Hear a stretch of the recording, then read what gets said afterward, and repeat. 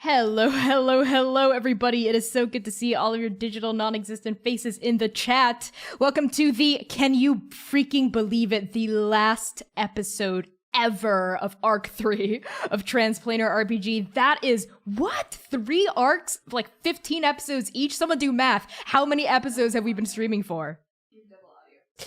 I have double audio. What? For whomst? Double. Okay, give me... That is odd. Let me just listen. Well, that's weird. That should not be happening. Oh, never mind. Okay, I was like, I'm pretty sure I don't have double audio, but no worries, Risa. Thank you for keeping us on our toes. If tech issues do abound, we know we can turn to you in case tech things are happening. So no worries. Let's get right back into the spiel.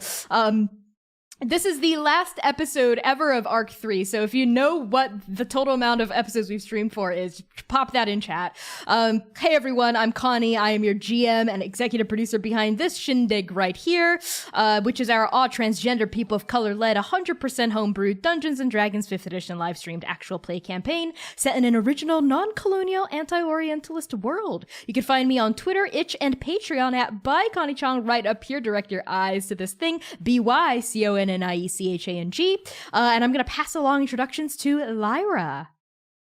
Hello, everyone. My name's Lyra. I use they, she pronouns.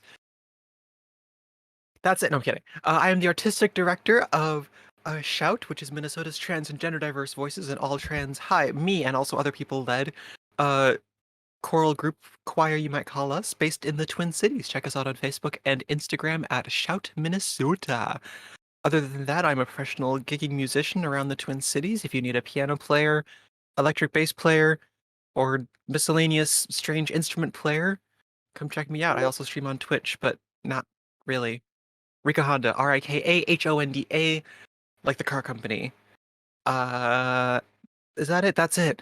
And I'll pass introductions on to Elika. Hello, everybody. I'm Erica, she, her pronouns, and I play the girlfriend to Rev, and I also play Vinox Scherzo. Is that her new official title? Rev's, yep, pretty much. Yep. New name. That's her new name instead of Vendi or Veronica or just, it's Rev's girlfriend. Yeah, and you can find me here on Twitch. I stream at Erica New Girl. I play a variety of things, a lot of horror. Sometimes I do art. I played marbles the other day. Sometimes we just chat and chill and be cozy. So come on over. The water is fine. Monday is my next stream, 2:30 p.m. Central. Love to have you there. And with that, I will pass it on to Max. Hello, I'm Max. I go by they, them pronouns. I play Bird Boy Dewey Quirk, lover of cargo shorts, and I will not apologize for that. I can be found on social media once in a while, doing some sewing stuff at Stitchmonger, and also sometimes on Twitter at Starchmonger, but very rarely. I'll pass it to C. Hey y'all, my name's C. I use they, them pronouns. I play Oka and Kane, your local smart boy, actually. Surprise.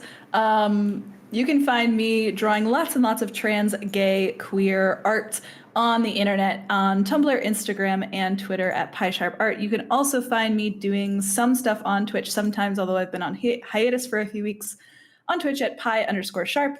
And otherwise, I'm super excited to get started. Connie, back to you. Heck yes. So as always, a huge, massive, ginormous thank you to our Patreon paragons. These are patrons pledged to our highest tier on Patreon. So thank you so, so much to Abigail Reitel, Azura, Brooke Bright, Charos Chiacres, Cora Eckert, Lex Slater, Moonflower T, Purple Mouse, and of course, Risa. And as always, here is a very special haiku in your dedication. That's right, dedicated to you. It's different every stream, so tune in to collect them all if you are our paragon. Death is not the end. It rarely, if ever, is. The story goes on.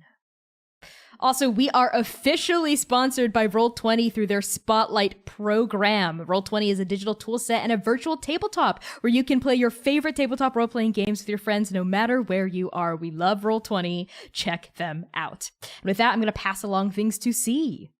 Hey, y'all. As you know, Arc 1 episodes That was embarrassing. Episodes 1 through 7 are now available in podcast form on Spotify, Apple Music, Podbean, wherever you get your podcasts. They release every Tuesday from Arc 1 onward, and patrons also get early access to those podcast episodes, as well as exclusive character sheets, Connie's GM notes, that weirdly ominous haiku, and even the chance to have your tabletop OC cameo in this live stream. So use !Patreon to pull up that link to pledge today if you're interested. We are also, since this is our finale for Arc 3, we are gearing up for our Arc 3 interlude, which, if I saw in chat is correct, will technically also be our 50th ever episode of Transplanar, which is awesome. So we're taking a break from streaming next week, but do tune in on the last Saturday of August, the 28th, at our normal time of 3 p.m. Central Standard Time for a special heist interlude. Hello, heist episode, anyone? Our guest will be the amazing, the wonderful, the incredible Jasper of 3 Black Halflings fame, who we love so very much, who will be playing a dastardly criminal smuggling us across a guarded border into Tulong. So mark your calendars for that heist shenanigans on August 28th at 3 p.m. right here on Twitch. And I'll pass it right over to Erica, who knows so much about things that I don't. Go ahead, Erica. Well, hello, everybody. You know what I like to say about this time. We like to thank those who support this stream. And these are the people who have subbed, gift subbed, cheered, hosted, and rated during Arc 3, Episode 14. Risa Malima, The Mythic Bunny, Crude Imposter Nightbright, Anonymous, and Erica Newgirl, 8-Bit D, and Thorny Dryad. Moving on to this episode, we're doing things a little bit different now. If you've been around and if you've been following Twitter at all, Twitch has got some problems lately. They're not treating their marginalized creators very well. I've been a victim of this. I know many of our friends have been victims of this. And because of that, we are not attaching subs or bits or anything to our goals. We are now making just a monetary value. So if you want to support the stream, you could still sub if you want. You can do all those things if you want. However, we are suggesting now that you just give us direct donations via our donate links. And that way you can support the stream and we can say kind of fuck Twitch. Because they do take like 50% of all subs from us and have very little to show for it in helping to protect marginalized creators on this platform. That being said, with our new goals, this is what it looks like now. At $25, that's when we get that collective inspiration with a maximum of 3 collective inspiration points. At $75, that's when we get that auto crit on the board. And then if we reach $125, which I think we already did today, that's when we get the monologue. One of the characters has to monologue about the given situation. We had one last week with Vinox, sure, so who's it going to be this week? Do we want to figure that out now, or should we wait? You know what? Let's figure it out now. So as you know, finger pick number 1, 4, I rolled D4. All right, let's do it. So C's going to be a 4, Lyra's a 2, Dewey's a 3, which leaves V at 1. Okay, cool. Let's move on. Max. Yeah, let me tell you about what happened last week. But before I do that, whenever you want to refresh your memory on what happened in the past like 50 episodes, you can always get to our recap document by using !recap in the chat or going to bit.ly/transrecap. If you get there early enough before the actual recap is written, you can read my placeholder terrible spiels that I do, like this one.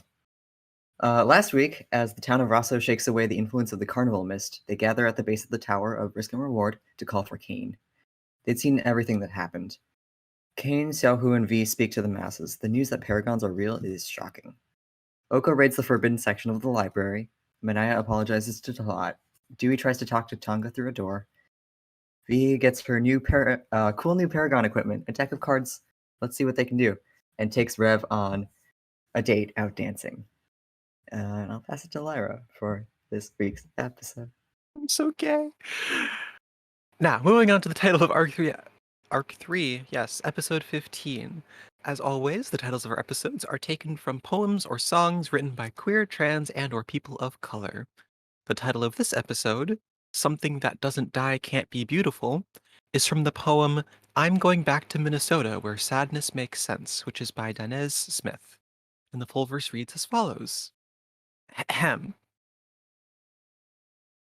Oh, California, don't you know the sun is only a god if you learn to starve for him? I'm bored with the ocean. I stood at the lip of it, dressed in down, praying for snow. I know, I'm strange. Too much light makes me nervous, at least in this land where the trees always bear green. I know something that doesn't die can't be beautiful. Thank you, Lyra. And now moving on to the session itself.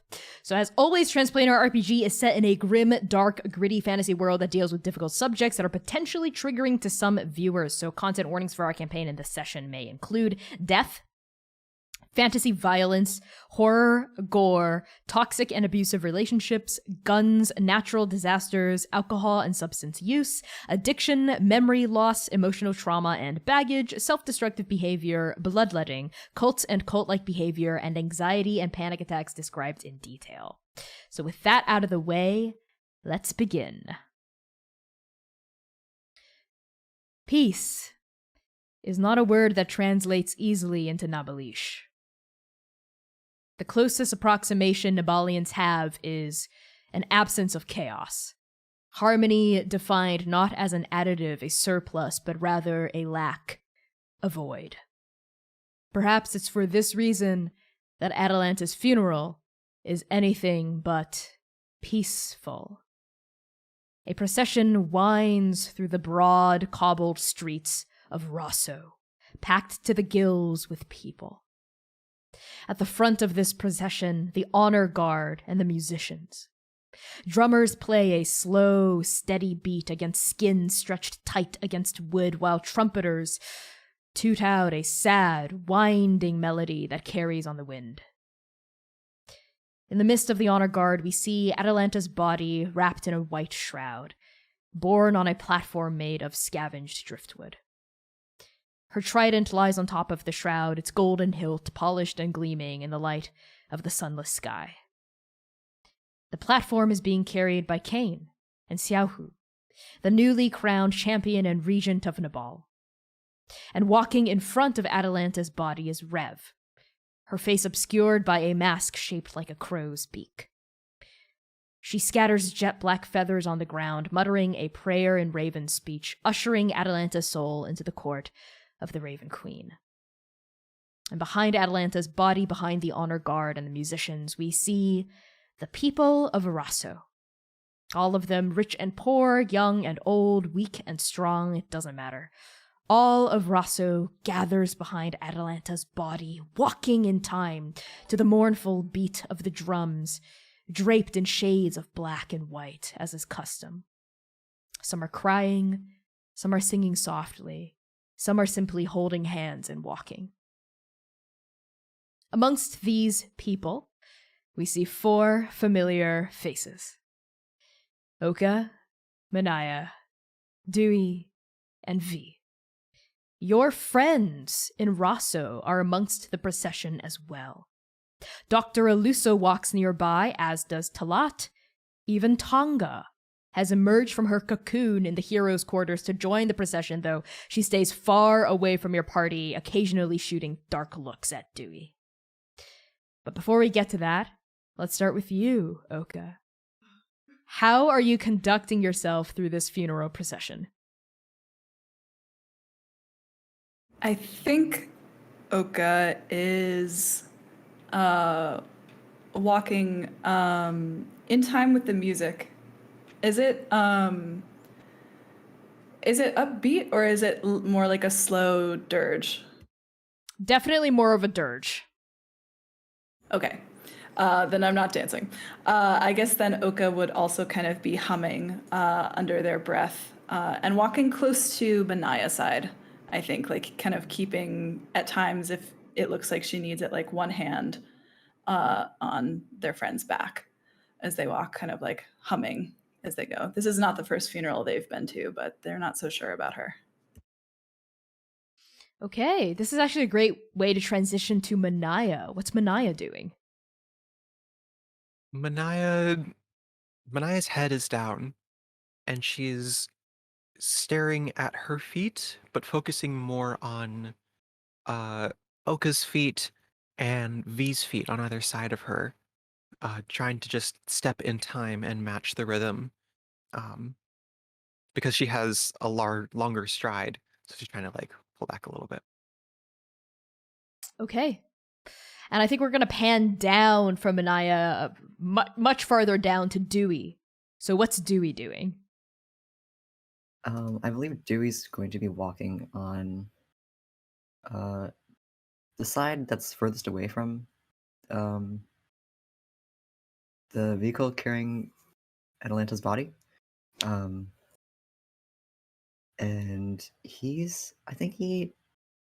I don't think he's been to a funeral in Nepal. So this is dredging up past memories as well as memories of Atalanta. Okay. Off Dewey's eyes sort of glazed over in thought and memory and grief. If not for Atalanta, then for everyone else he's lost here. We're now going to finally pan over to V. How is V conducting herself through the funeral, Erica? V is trying. She's very much in very stiff control of her body right now. She's trying to keep her head up and sort of looking forward. She spends a lot of time kind of staring up ahead at Rev, but she's also keenly aware while keeping her eyes straight. She still sees out of the periphery that a lot of the town folk around her are like stealing glances. Like she's very much being watched, and she's very aware of being watched. And so she's being very controlled and like trying to just seem powerful and stern kind of while slowly following the music in terms of speed of walk. Ooh, I really like that. Why don't you have a point of inspiration? Why don't all of you have a point of inspiration for your descriptions, actually? So I'm just gonna really quickly add those to the overlay. Okay. Wonderful. So I think now that we've got a sense of how the four of you are conducting yourselves individually, right? I want to know, do the four of you talk to each other or do anything as this procession continues?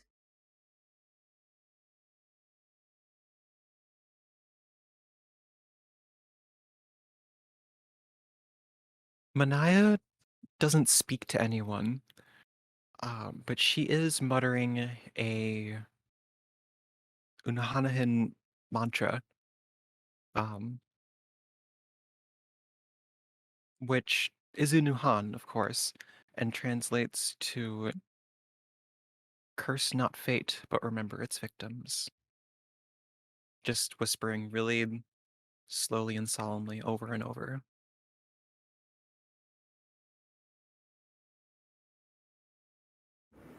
When the feathers that Rev is kind of creating are scattered on the ground, are people walking over them, or is this like a situation where you can like pick it up and kind of take the procession like to the end with you, almost like how you can put like like everyone has a rose that they can throw onto a grave, like in some funerals?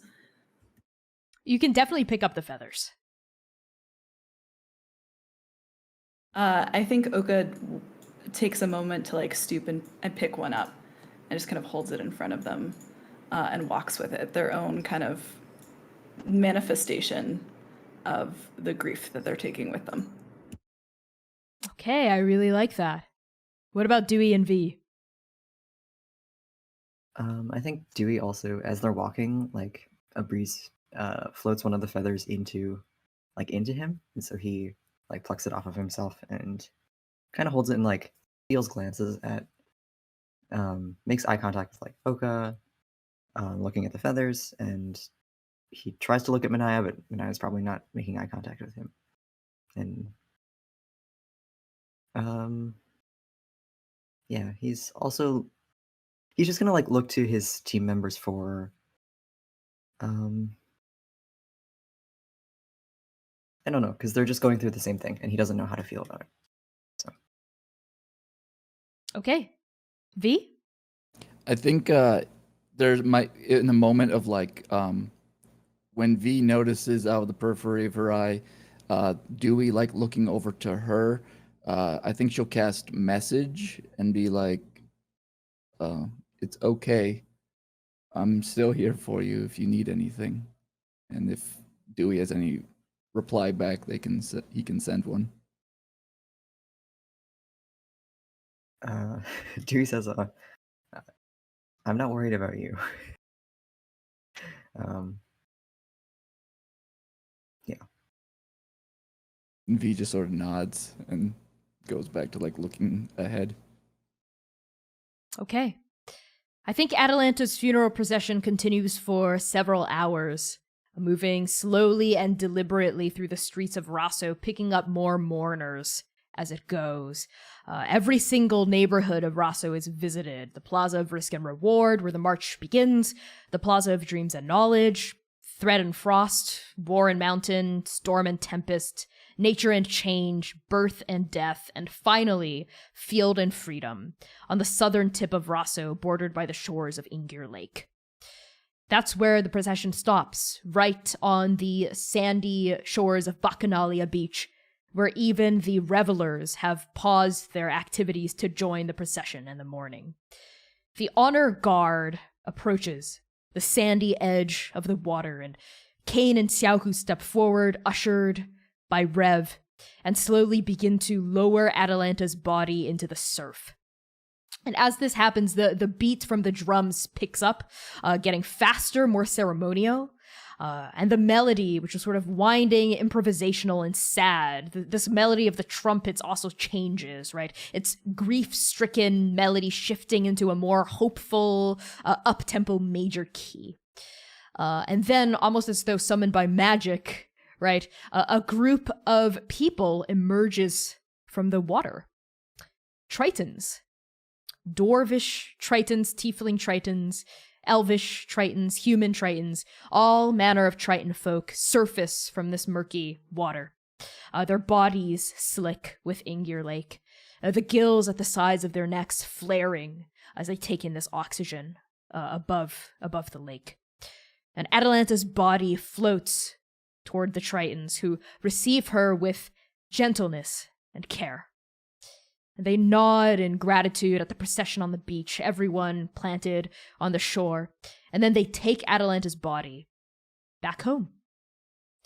They submerge her back underneath the water, and all of them disappear into the depths of Ingir Lake.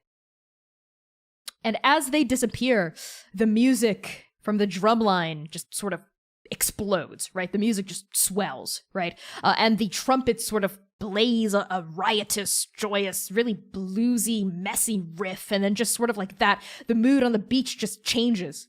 And the people who had just moments earlier been crying and holding silence for this funeral begin to dance. They begin to sing. They begin to hold each other and laugh, and they start to move their bodies, punctuating the music with shouts and whoops, because the mourning of Atalanta's death is over. Now it's time to celebrate her life, as is the Nabalian way. So Oka, Manaia, Dewey, and V, as the mood just very suddenly does like a 180 kind of shift along with this like music like guiding them. What do the four of you do?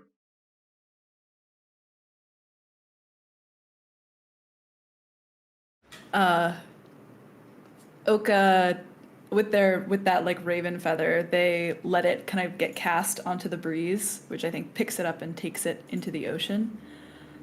And then they turn to Manaia, and to, I think, Dewey, who's maybe on the other side, and V, who's maybe just like a little bit up further. I have really always wanted to come to a funeral this big in Nabal. Come on.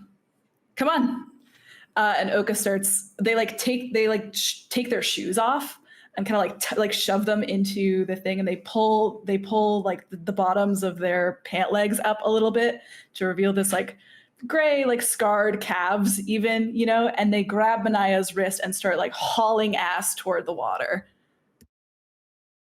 Like as people are like starting to move and dance and thrum, they're like, come on.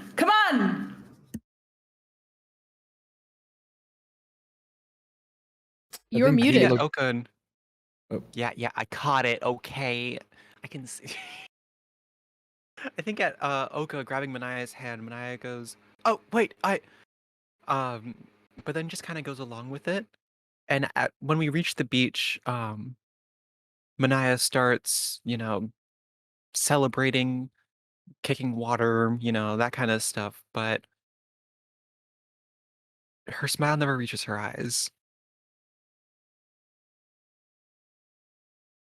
Okay. Dewey, V?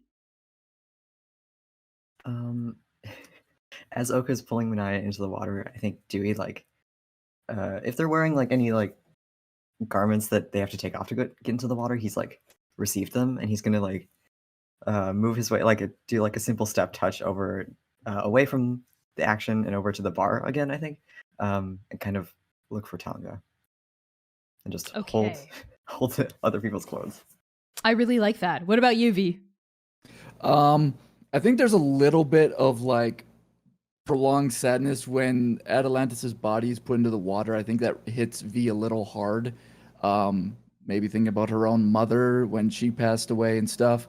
And V sees what's going on, all the merriment and now the joy, and she lets out a coy smile, and she sees Oka and Mania running towards the water, and she's still maintaining this air of control, but she does a little jig as she follows towards the shore. She's not letting herself loose, but she's trying to show herself she's getting into the mood that everybody else is in.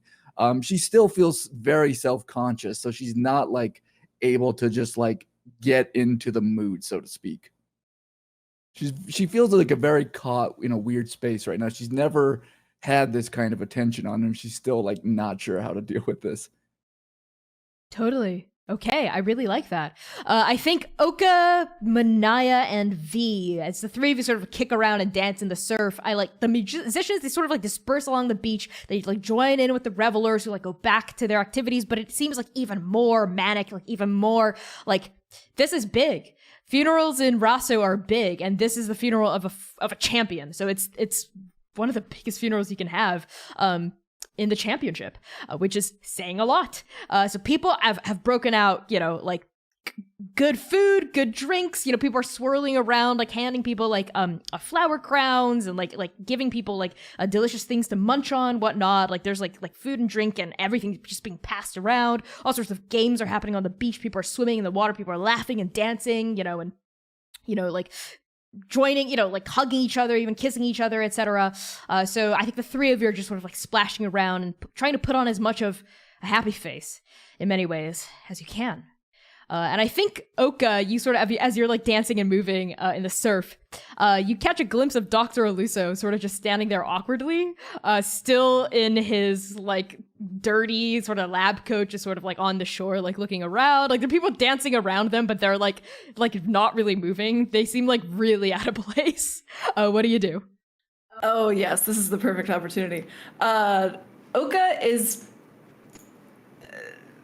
there's something that similar, I think, to Mania. It doesn't quite reach all the way there, but they're playing at it really hard, right? They're really good at trying to forget, and even though they're not quite letting themselves go there, because there's this weird there's a small sense of responsibility now. They see Dr. Aluso and they're not having fun yet. I gotta fix it. And they march, they kind of let go of Mania's hand since V's there, there's plenty of people around, and they just march through the surf, and it's just splash, splash, splash, splash, splash, beelining for Dr. Aluso. Doc, what are you doing? I'm standing. Yes, I can see that. Would you like to do not standing? Dancing. Would you like to be dancing? Sure, it does appear to be the custom of the championship, and who am I to go against tradition? When in a ball, as they say. Do you take off your shoes? Do you want to take your shoes off, or do you want to swim with your shoes on? I'll swim with my shoes on. I'll dry them later with magic. Okay, come on. And Oka grabs Dr. Aluso's hand also and starts pivots and starts bringing them back into the water. Oh, okay. Oh, all right, we're going. Is this right? Am I dancing correctly? As Dr. Lucis starts to like dance really tentatively and awkwardly, I think maybe it would give Dewey a run for his money for the most awkward of the party. I think in social situations. Damn, So- chose violence. I sure did. But It was Dr. a damn Lucis good starts. step choice. Dr. Lucis starts like very self-consciously like moving around next to you.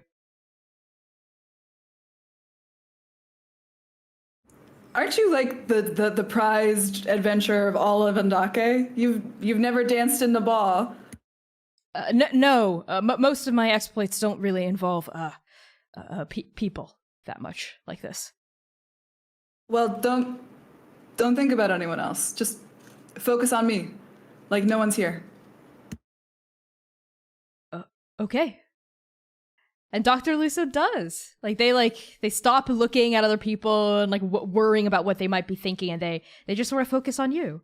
And their eyes, which were this kind of muddy blue, you realize their eyes are now almost brownish blue. And their hair is a lot darker. It's no longer the scintillating blonde that it was when you first met them. It's almost like a muddy brown. Like they forgot to bleach it, right? Or something. And they're looking at you, and they start dancing, and they start relaxing. Their hips relax, their shoulders sort of all the tension starts it drops out of their body. So they start moving in a bit more of a limber and fluid way. Thank you, Oka. I don't know what's gotten into me. I've sort of felt out of sorts ever since the roof. Yeah, so have I. It's just sometimes you do have to let it go, though, right? And just pretend like nothing else is there. Just be with the people you love. Well, yes, there's that, but there's also when those illusions on the roof were appearing in the mist, everyone's greatest desires manifesting. I saw all of yours, everyone's. You, Mania, Dewey, V, Rev. I saw the throne, the families, the embraces.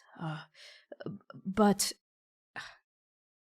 when the mist, when it spiraled toward me, I braced myself for its influence, but what came out of it for me was nothing. There was nothing at all, as if I didn't exist, as if I wasn't there. But I could feel the weave tightening. I could feel Bloodthirst and Scott's magic working through me. It was like it didn't find anything. Which means, of course, the only logical conclusion I can draw from this is that I have no desires. But that doesn't make any sense. Oka, what do you think this means?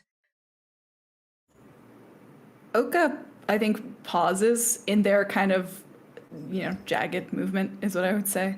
They just kind of pause as the lake laps around their ankles, and they look at Dr. Lusa and kind of cock their head.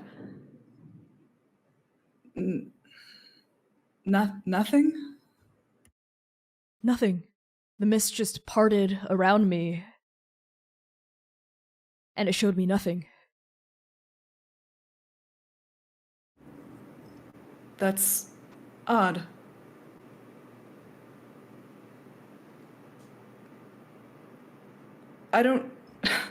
I can't tell you what it means, but I do know that you're not empty, Doc. You might not be good with people, and you might not know how to dance, but you're not empty. None of us are. We're all more than we seem. Just because the mist showed us different things doesn't mean it was right. Doesn't mean that it meant anything about who we are. You're not empty.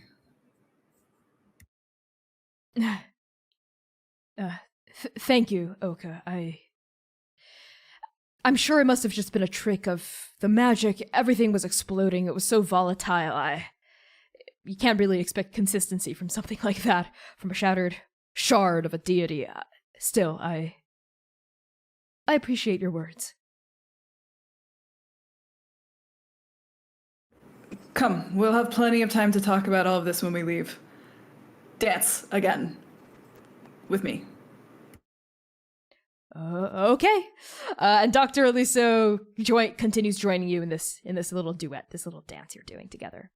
And I think we're gonna ping away from Oka. We're gonna swing our attention back to the bar, to Dewey. So Dewey, what drink have you ordered from this coconut bar? I don't think he's ordered anything, but if there are people walking around with like hors d'oeuvres or whatever, he's just like absentmindedly like plucking them off, like, oh, this is Oka's favorite, crostini, and like, oh, look at that little shooter of soup. I bet Mania would like that. And just like collecting like a bunch of small bites of food, absentmindedly. You're such a fucking bird. Yeah. You're collecting little things for your children to eat.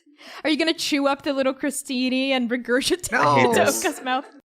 I hate this. Okay. I really like that. I think you're collecting these little hors d'oeuvres as they pass, right? And as maybe you're like picking up what's the thing you're getting for V? Is it like shrimp? Yeah, that makes sense. Yeah, that makes sense. Yeah, that tracks for V, I think. You pick up this little floating thing of shrimp, and then you hear a voice from behind you go, Cardew? He drops the shrimp Okay, back onto the plate. Yeah. Okay, you drop the shrimp down. You turn and you see Tonga approaching the bar, and she looks guarded, definitely still like very upset, but she's approaching you for the first time in like a week, which is a good sign, right? Her hands are sort of folded in front of her chest, and sort of like Dr. Aluso, she looks out of place. She's not celebrating, not because she's awkward in a social situation necessarily, but because there's something else on her mind, and it's you. Cardew, can we talk? Yeah, here? Yeah, I mean, where else? Okay, they're probably too busy to listen in anyways. No one's listening, everyone's just dancing.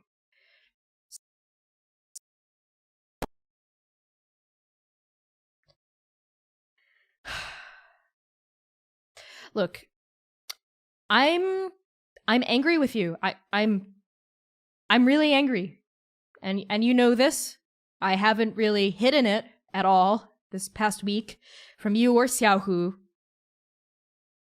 And you know why I'm angry, right, Dewey? Cardew? Sure. It's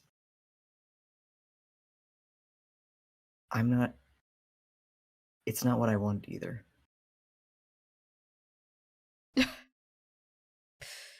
You know, that entire week I just spent cooped up in my room. I read through some old journals of mine.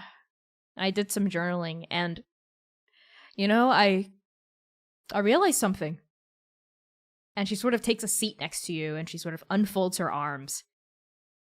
I'm angry because I'm scared, Cardew. I'm scared that Kane becoming champion means he wins. Bloodthirst wins. And everyone we cared about, everyone we loved, everyone we sent to die, they died for nothing.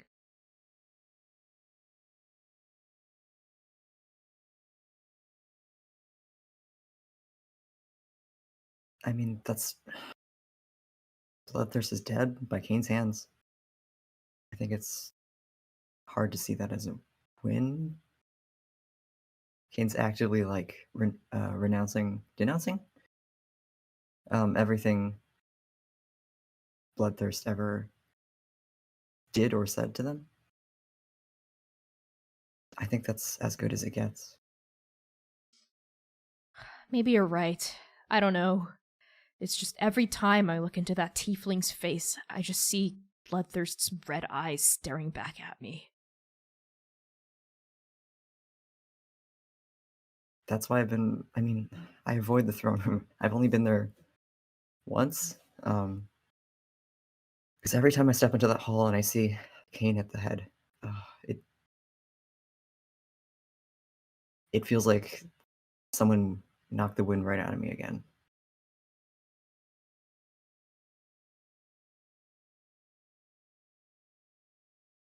I hope they mean it. What they said when they accepted the championship. I really do. Which I hope part? it's what they said about bloodthirst. Renouncing bloodthirst, denouncing bloodthirst, as you said. I hope that was real. I hope they were telling the truth and they weren't just bullshitting us. I mean, Kane's gone through the same things that we've just been through this past couple weeks. It's hard to think that anyone could resist being worn down by all of that.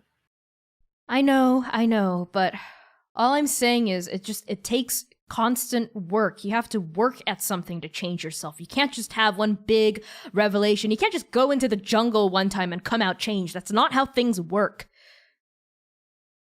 That's not how any of this works. Even her. And Tonga casts her gaze toward V, who's sort of in the surf. She's, what, 100-something years old? And she spent how many of those years just conning people? Going around lying, stealing their gold, and now she's, what, supposed to be a paragon? Old habits die hard, Cardew. You know this, I know this. And if you're gonna travel with your friends, you should keep an eye on them. 'Cause if there's one thing that you're not, and that I can always count on you to be, Cardew, is you're not someone who's tempted by power.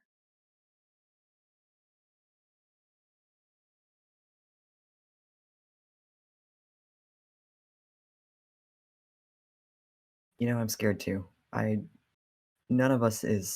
No one's a perfect candidate for Paragon. But you know me. Certainly not me. I can keep them in line, but if it ever comes to me, I don't know. I'm scared. You're gonna do fine, Cardew.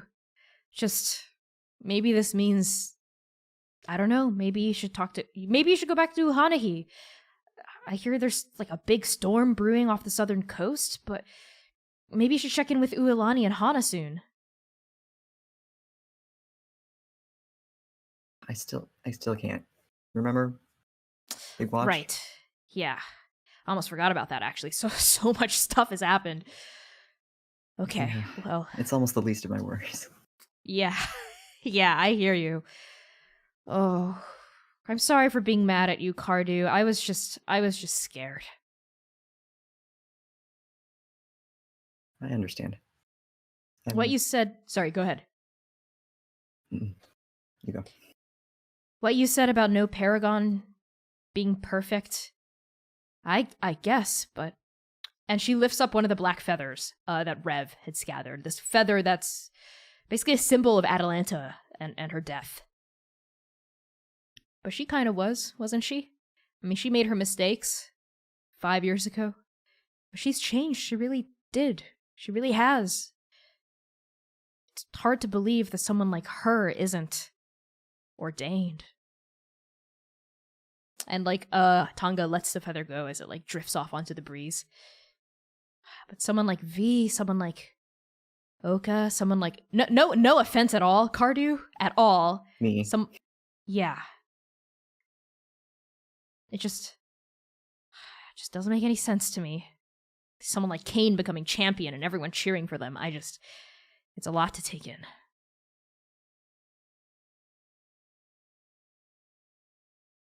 I don't think there will ever be enough time to figure that out.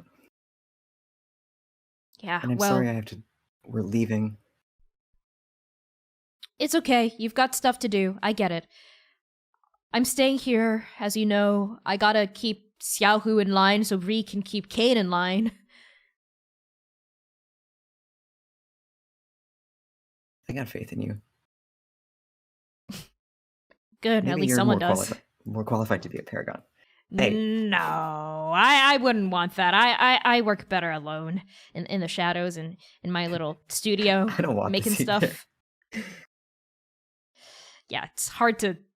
You think that's what you're gonna look like as a paragon? That little shiny thing you did to that Dragonborn guy when he turned off Phoenixy? That was purely V's influence. Yeah, I just- could see that. It didn't feel like you, Cardew. It felt flashier. Mhm. And I think Dewey's he's got like a vegetable skewer, and he's like he hands it over, like points it at her, and is like, "Do you want the goat cheese part? You know I don't like goat cheese." Yeah, give me the cheese. And Tonga it takes this little like, crumble of goat cheese off of it. And I think off of like the two of you sharing that vegetable skewer, we are going to float across the beach and we're going to find Manaia.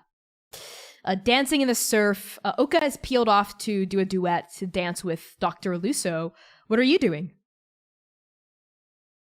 Mania isn't dancing. She's maybe jumping and she's maybe like bopping along, but she's not like using her full body. And more so than that, she's scanning the crowd and trying to lock eyes with V. I think V is actually I think would eventually see it, but V's kind of going through a little bit of a panic attack right now. She's just like so uncomfortable that she's almost like getting dizzy, and like her chest is getting like she's having a panic attack almost. She sees Manaia and she gives Manaia like a glance, like just give me like a moment. And like out of nowhere, you just see her take a deep breath and go underwater, and she's gonna dimension door right next to Manaia. But when she comes up, she will have also cast Disguise Self. So the pink tiefling arises from the water, who let all the animals out back at Kane's circus, however many weeks ago, but has these like Kelly green eyes, and just like pops up beside Manaia and be like, "Manaia, it's me, your friend V. Don't worry." V, sorry, which name for this one? Let's go with, I don't know, Cindy. Wonderful. And Mania comes from a whisper and says, "Hey, Cindy, want to see how fast you can bury me?" And Mania gets down on the sand and starts like piling sand on her. And now like V is like completely different, like is able to just relax. It's like, oh God, V's like trying to make up a new voice on the spot, like, "You got it," and like digs in, like starts like clawing at the sand to like push it away and stuff. And I think there's just like, a lot of laughter, and she's maybe like, I don't know, I think V just is like looking for moments to just like smile at Manaia and just be like, what a wild couple of weeks. Her voice is just so off right now. Yeah, it has been, huh? There are a couple of things we do in Hanahi to stave off stress and worries. This is one of them. Hey, I seem to have forgotten my straw. So I can breathe, when you get to my head. And I think I might have left it over there. And Mania gestures with her head over towards maybe where Rev is. Oh, let me get that for you. Right, I'll keep working on this. Hey, who else wants to bury me? Like 10 V, like 10 gets up people and- surge forward like to kick sand over your body, Manaia. V like runs over, like total like almost Baywatch mode, just maybe not Baywatch, but like Oh my God. running towards Rev on the beach. How are you running Totally in like slow wearing motion? like I don't know, this is weird. I don't know what this voice is. This is one messed up voice, Erica. That's good on you for trying. Never. Cindy's dead after this. God. Okay, so Cindy runs over to Rev, who I think is talking to several revelers. She's got a big like bird mask on and is like talking and like nodding slowly. You see like a couple of people like gathered at around her, but she sort of turns when she sees Cindy approach and dismisses the people who are talking to her and turns to face you. As you approach, V, do you say or do anything? He's just like, psst, Rev, it's me. It's Vasanti. You can't see Rev's expression under the mask, but she does not respond for like a beat. And then she says, Vasanti. Right, of course. Do you want to step aside for a minute? That would be wonderful. All right. Here, follow me. And Rev leads you to like a secluded little, like under the shade of like a palm tree, I think, like kind of away from where all the revelry is happening. Steps aside, and she's actually gonna like unhitch this like bird mask from the back of her skull and like lower it to reveal her face. How are you holding up, Vasanti? Oh, this is so stressful. I have always tried to avoid being looked at by the public and being well known, but now like everywhere I go, people know who I am. They know me by name. I can't just pretend to be someone else. How do you do this? I don't know how to like handle all this attention right now. I'm dying here. You and me both. I also don't really like being looked at very much. I'm not used to it, or I was used to it when I was younger, when I was a priestess, but it is weird, isn't it? The hope in their eyes. My life is yeah, it's I don't feel like I deserve it. I don't feel like I've earned it. I feel like this just happened to happen to me, and now people are like looking for this from me, and half of these people off somehow in my lifetime. Probably, I've been everywhere. I've tried to rip off almost every country in Andake. Like, this is not a good look for me.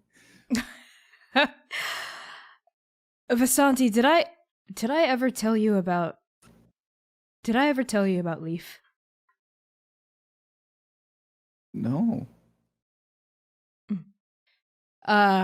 She we were engaged. She was my fiance a long time ago. And she was what some would call a prophet. She was blessed with, or her little curse is what she called it, with precognition. She had these dreams that always came true, no matter what. There were small things at first. Raining the next day when all we had was good weather. And then it got bigger. She predicted floods, attacks, even assassinations. She started making a name for herself in the court. She was going to go to Toulon to hone her craft. People knew about her. People knew who she was. People put so much faith and hope in her. And then the myriad, and then he killed her. And he killed me. But I bring this up, Vasanti, because I know what it's like to be with someone that everyone looks up to, that everyone expects to be someone amazing. And Leaf, she was amazing. She was wonderful, but she was also just a person. Everyone made her out to be this demigod, this blessing, this holy symbol that walked the lands, she had no opportunity to just be herself. And honestly, that pressure for her to perform, for her to be Leaf Dream Eye, prophet of ravens, it drove a wedge between us. And one of my greatest regrets is that we never got to tidy things up before she passed.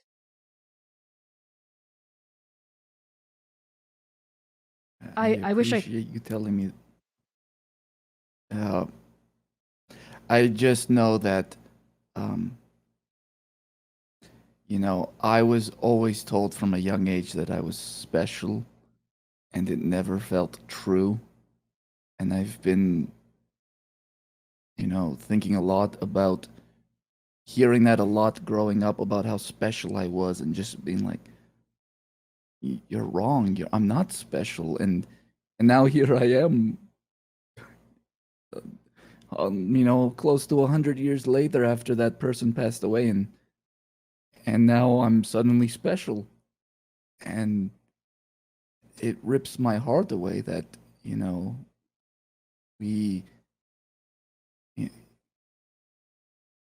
I understand regret that you're talking about. I understand what it is to want to be able to talk to that person one more time when you cannot. And I promise you that between us, you'll always be just some person. Maybe a little bit more of just a person in my eyes, but I will always see you for who you are, not for what other people think about you or turn you into in their own minds. And I feel the same way about you, Vasanti.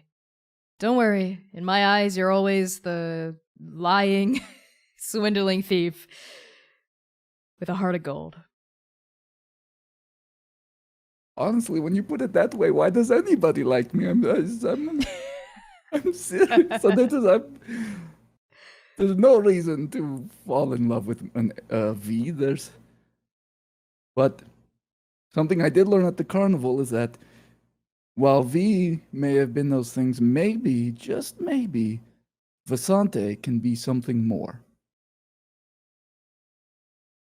Maybe on that, we are going to bounce real quickly back to Oka.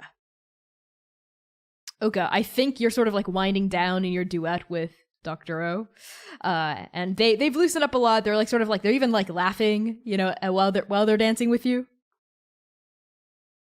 Maybe this can be kind of closer to the end of the night, and Oka would have found some sandy hill, away from everyone else, to just kind of sit on and watch the tide come in, Small sandy hill that is revealed to be Mania. Right, they dig Mania out of the dirt. They're like, Mania, what's happened? You see Mania's face. Just the eyes, the mouth, and the nose. It's I nearly fucking stepped on you. What is this? Okay, yeah, so we find you, Oka, on just this sandy hill somewhere, looking out over the ocean, looking out over the last bits of the revelry. It's not dying down really, but it's gotten a little bit calmer, as the sunless sky starts to dim all around you. You can smell this salty, ooh, would the lake be salty? I don't think so.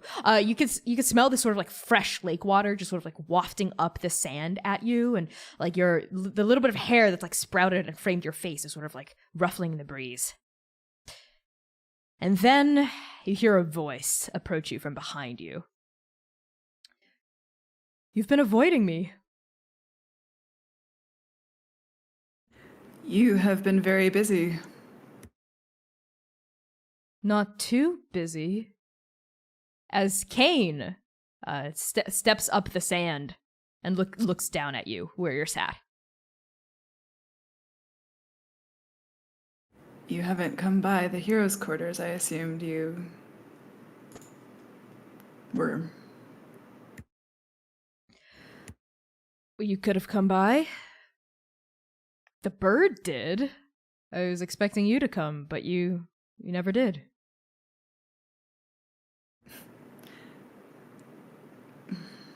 Why would you? It's not like you need my help anymore with anything. Can we have this conversation standing? I don't want to get my trousers full of sand.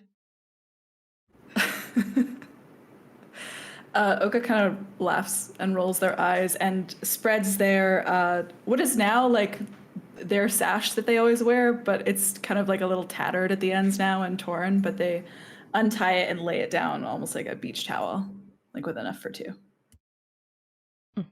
Kane actually smooths it open a little bit more to give themselves more room, and they sit down on it like really gaily, and they turn and they look at you. I wanted to see you before you left. What, were you just going to leave without saying goodbye? That is kind of my MO. But I'm glad. I probably shouldn't. Probably shouldn't what? I probably shouldn't leave without saying goodbye. No, I'd be really mad at you. And I'm the champion now, so I could send a squadron out there to hunt you down and kill you for wronging me in such a way. Yeah, like folks haven't already tried. Haven't you seen the bounty? I am well familiar with the bounty on Prince Makoya-hien's head.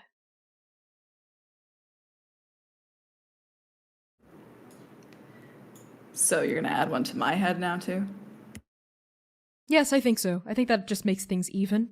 One for your past life, one for who you've become. What about who I'm going to be?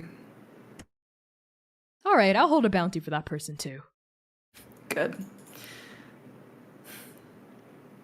I'm sorry I didn't come to see you. I was scared. Why were you scared?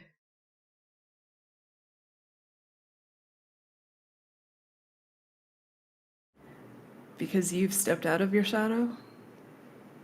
You've changed. You're changing. And I still can't decide if I am.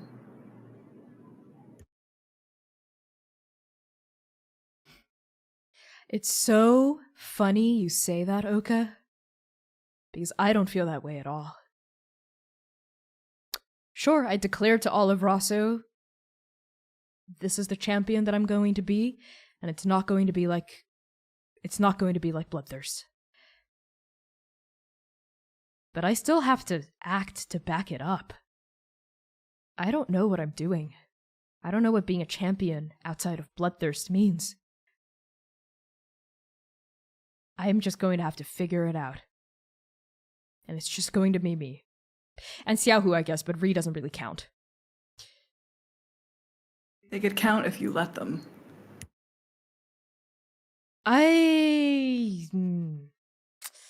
Fine, maybe. I don't know. Ri really is not who I imagined to be my regent at all. By any stretch of the imagination, but fine.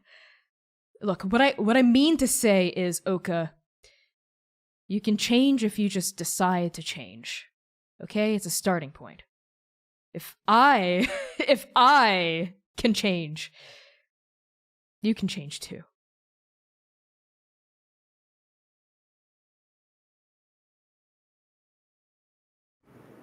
Maybe you're right. Maybe I already have, and I just haven't noticed. I've been so busy playing pretend. Bye, Erica! Oh my goodness, Erica gone? Erica gone girl? Erica gone girl! She was like, this shit gay, goodbye. Oh my goodness. Let's keep going because I don't think it's V scene, and I'm assuming Erica's internet just cut out. It happened like once before, so we're just gonna wait for Erica to get back. But in the meantime, I'm in 2 separate webcams, and Lyra's just AWOL because you can't be seen on the overlay. But But yeah, let's keep going with the scene and just y'all can just close your eyes and listen. Don't watch this; it'll give you a headache. Yeah, let's rewind a bit. Oka, what was the last thing you said? Maybe I already have. I just didn't notice. I've been trying to play pretend. Are you going to go back to the kingdom? Yes. Yes, I am. I thought so. Are you going to talk to the Emperor? I don't know. I don't know what's gonna happen when I get there. I really don't. That scares the fucking shit out of me. That's okay. There's no reward without a risk, right? That is something you would say, isn't it? Even if you're scared, you just have to do it. Just jump. Didn't you just say you were afraid of getting sand on your trousers? I meant metaphorically. I'm not gonna jump down this hill. Ugh. You're not? What's life without a little risk? And Oka kind of stands up. Are you afraid? The champion of Nabal can't roll down a little sandy hill, and I can go all the way back to Toulon where there's a 100,000 gold piece bounty on my head and I'm wanted for treason. Kane spins and a gust of wind hits you in the back. And you roll down the hill, poof, poof, poof, poof. And I think like just sand just like gets in your hair as you just like roll. As they use a gust of wind to like knock you down the hill. What do you do? I fucking roll, baby! You roll down, and I think Kane glides down the hill like with a gust of wind, and they land next to you as you sort of like face planted in the sand. Fuck you. Maybe next time.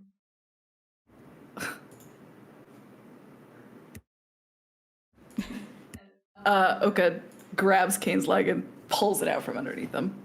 Huh, what you? As Kane falls, and like poof, like a big dust thing of like sand goes up, and they very angrily shout at you. But I think maybe that feels good to you. That's like where that scene can end, on this big dust cloud of sand coming up. Now we're going to cut to a different cloud of sand, a pile of sand rather, where we see Manaia's face peeking out. It took the entire day to maybe cover your entire gigantic body. And finally it's just sort of like your head poking out of the sand. Most of people have like left you to your own devices once they've completed burying you. And Manaia, tell me, what are you doing or thinking about as you are just sort of buried there in the sand? Mania specifically placed herself relatively close to the surf, knowing that the tide would come in just a little bit, and she's taking solace in just feeling the slow rhythm of the waves off Ingrid, just like soak into her body. Her eyes are closed, but she's not closed off to like all of her senses in case somebody like comes to bury her face or whatever. Sure.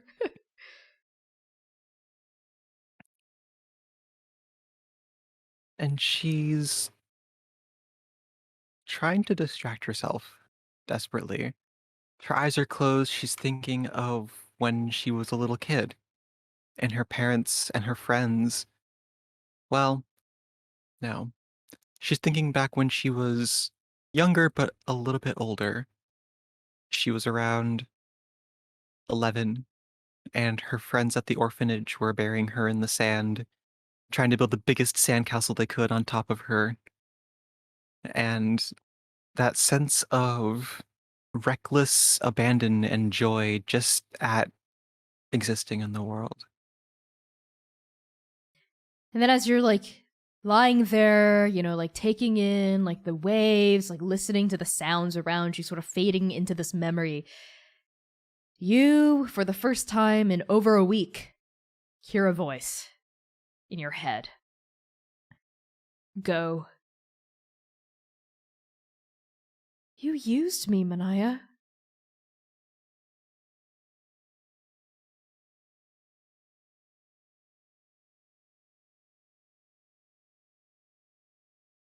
You used me when I asked you not to.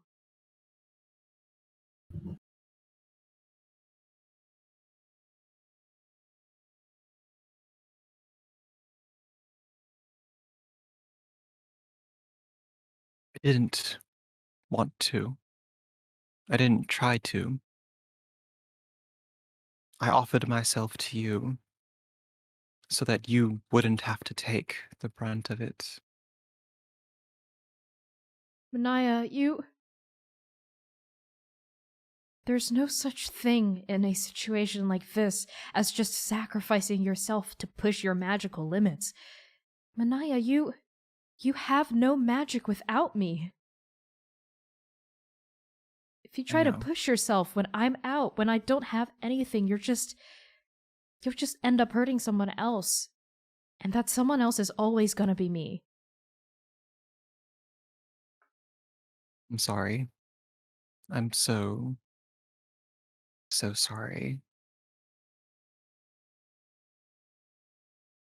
I didn't know. Yeah, well, now you do. But it doesn't undo what's already been done. So, I understand if you want to leave. where would I go, Manaia? I'm stuck with you, you're stuck with me. Nolly's gone. So we make a new deal. What are you talking about, Manaia? You saved me. You saved me in my time of need. A life for a life. You fulfilled the contract Nolly altered all those years ago. Your side of it is done, and you have no further obligation to me. If you have,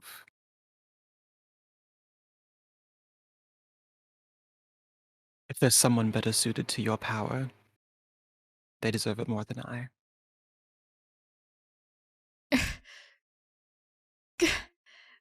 God's damn it, Manaia! Why won't you just be mad at me? I lied to you! Nolly lied to you! We lied to you about Oberon! We lied to you about what our relationship was like. We lied to you about everything we did and didn't do while she was still around. Why? We let all those people die, Manaia. Those people had to die before we learned to act. So why won't you just be mad at us?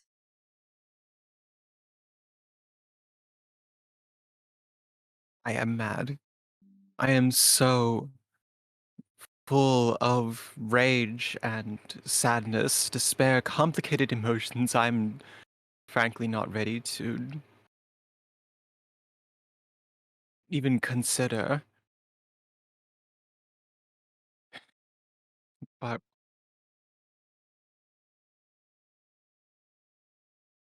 I have a job to do. We have a job to do. The 8 of us, as soon as we find the 4 others, need to save the world. And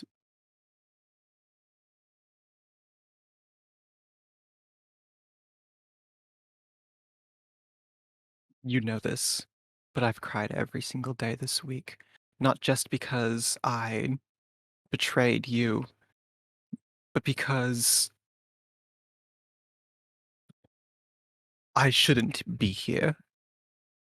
I don't deserve to be here. You don't deserve to be here with me. Your contract was for Nolly's soul to bring you to the after, and that was what it was. And it was because of me she altered it. And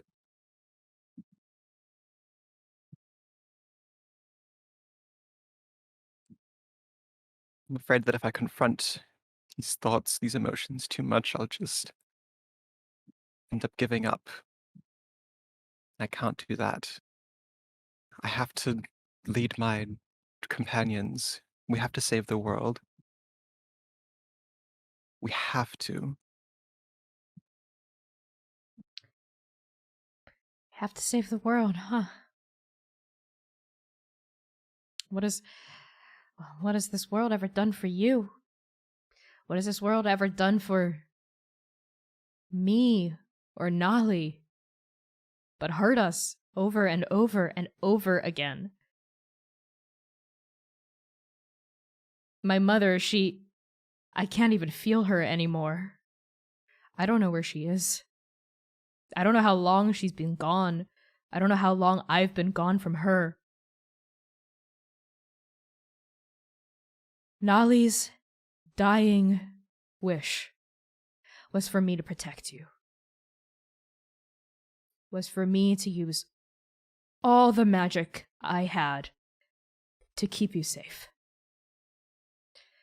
So I'm not going to leave you, Manaia, because if I leave you, then that means I couldn't fulfill this one thing Nali has asked of me. And that will mean I failed her. So I'm not leaving you, Manaia.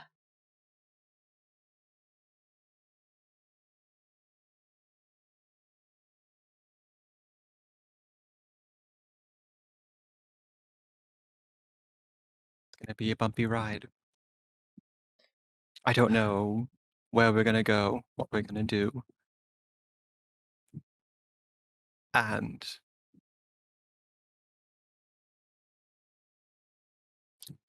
when it comes to it, we may fall. We may fail. We will fail over and over and over again, and I don't know what the world has ever given us to deserve saving. But I have to be the leader. I have to be strong for them. And if you're going to stay with me, you have to be strong too. I'll be more careful in the future with your magic. I promise you that. But if it comes down to any of the other paragons or me, I'm sorry, but it's going to be me every single time. And I only hope that you can live on without me when that happens.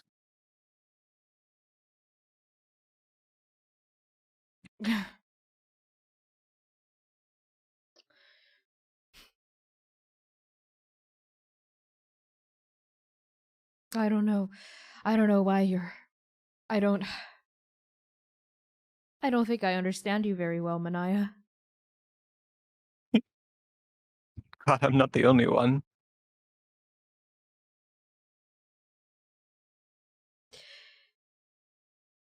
Fine. Fine. Fine. And the voice recedes. And as it recedes, Manaia whispers in her mind, I'm sorry, Mom. I'll see you soon. Okay. I think that's a good place to take a break. We will be back in 10 minutes with the second half of Arc 3, Episode 15, the final episode of Arc 3 before our Arc 3 interlude, of course, to bridge the gap between this arc and the next. We will be back in 10 minutes. It is 4:19 over here, so we'll be back by 4:29, 4:30-ish, about half an hour past.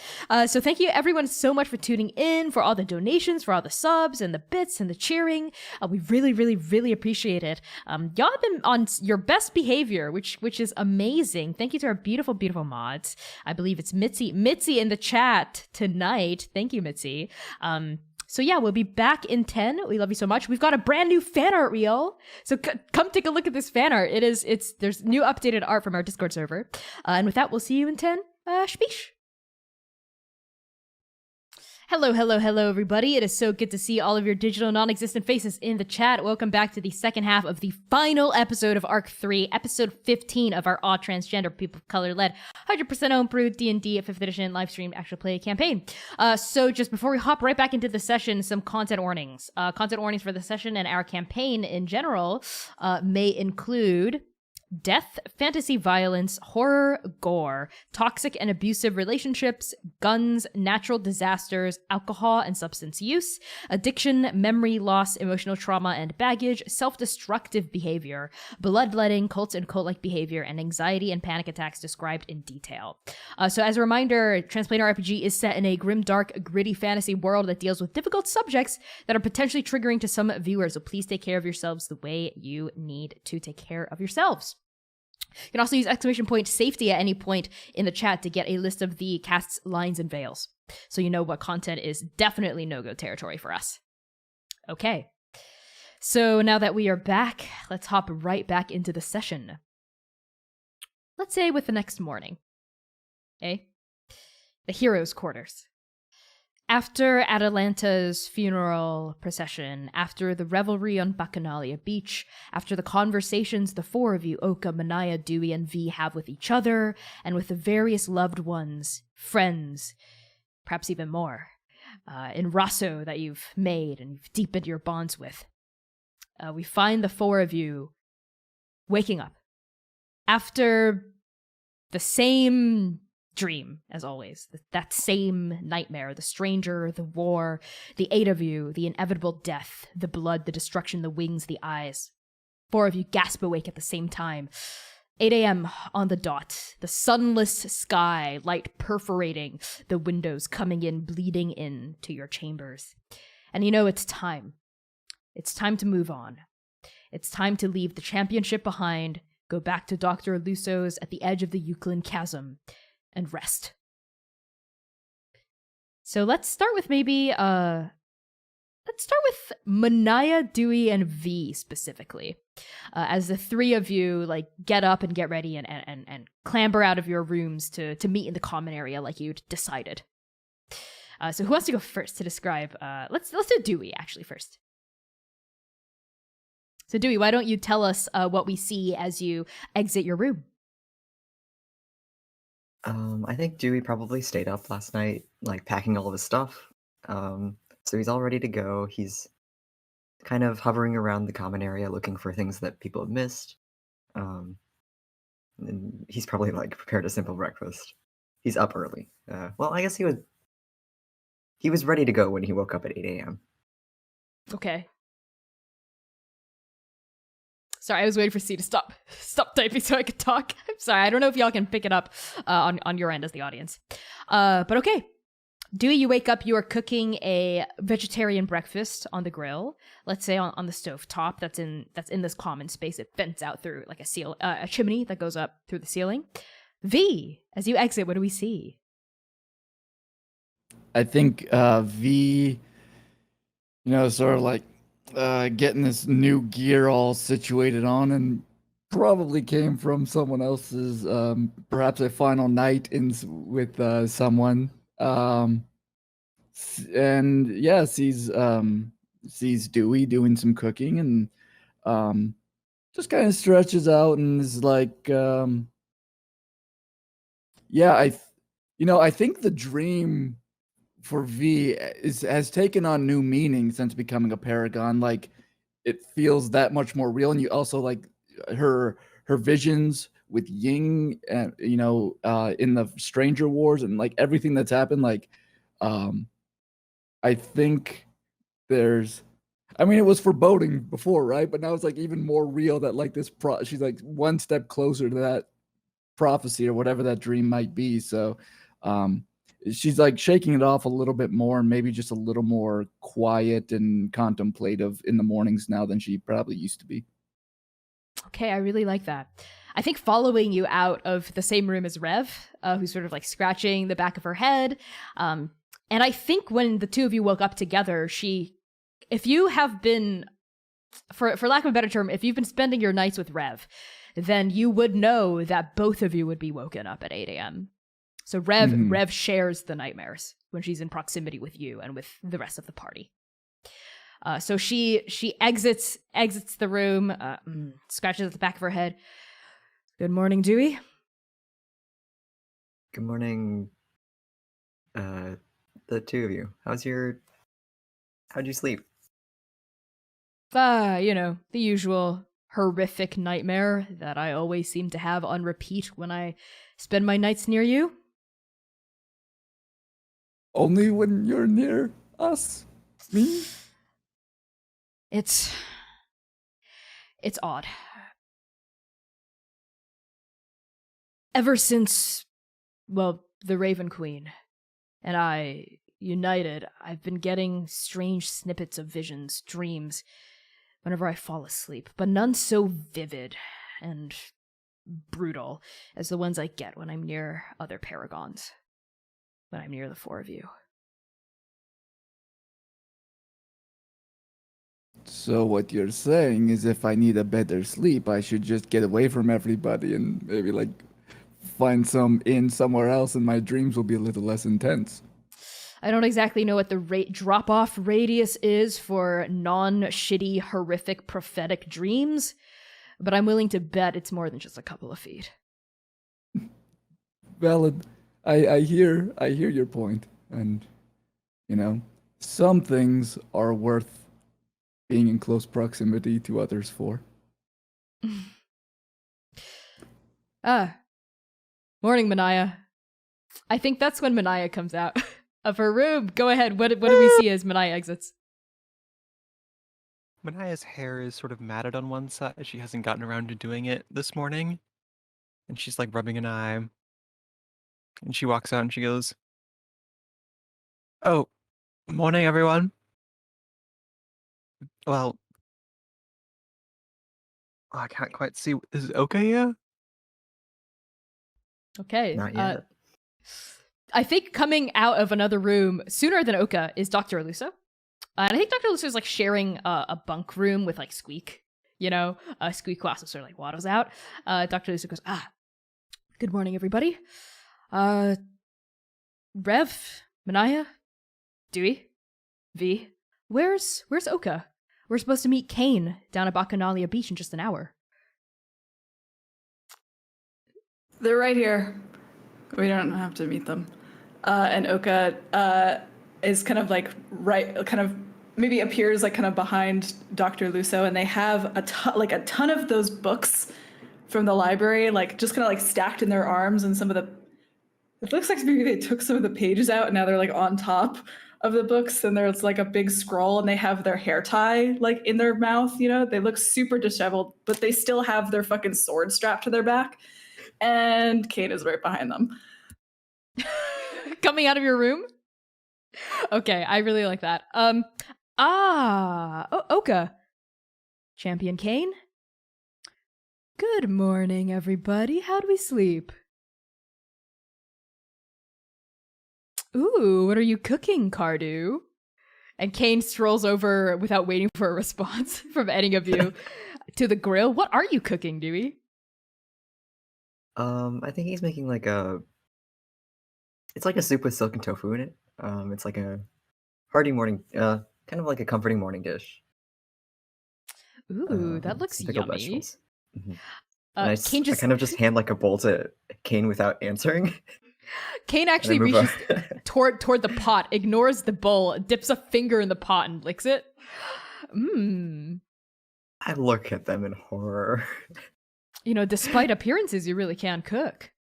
You should really consider using meat, though. Mm.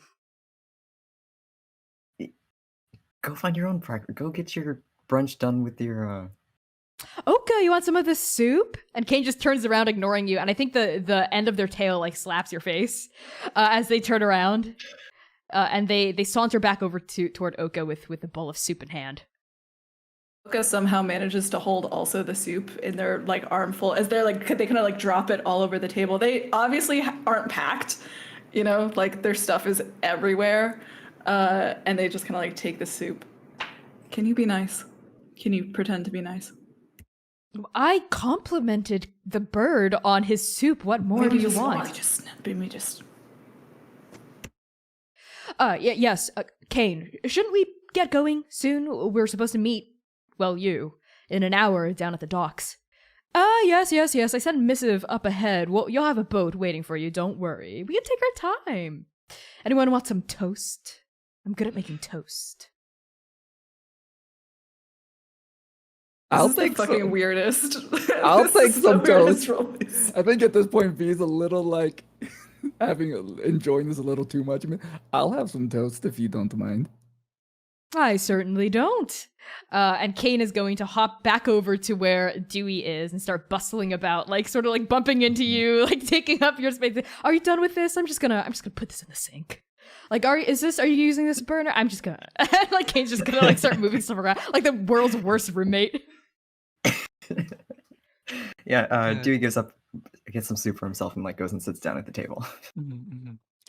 Mania sits down next to Dewey and he's like, good at making toast. We had a toaster back at home that could do better than what they can do. Yeah. Am I right, Dewey?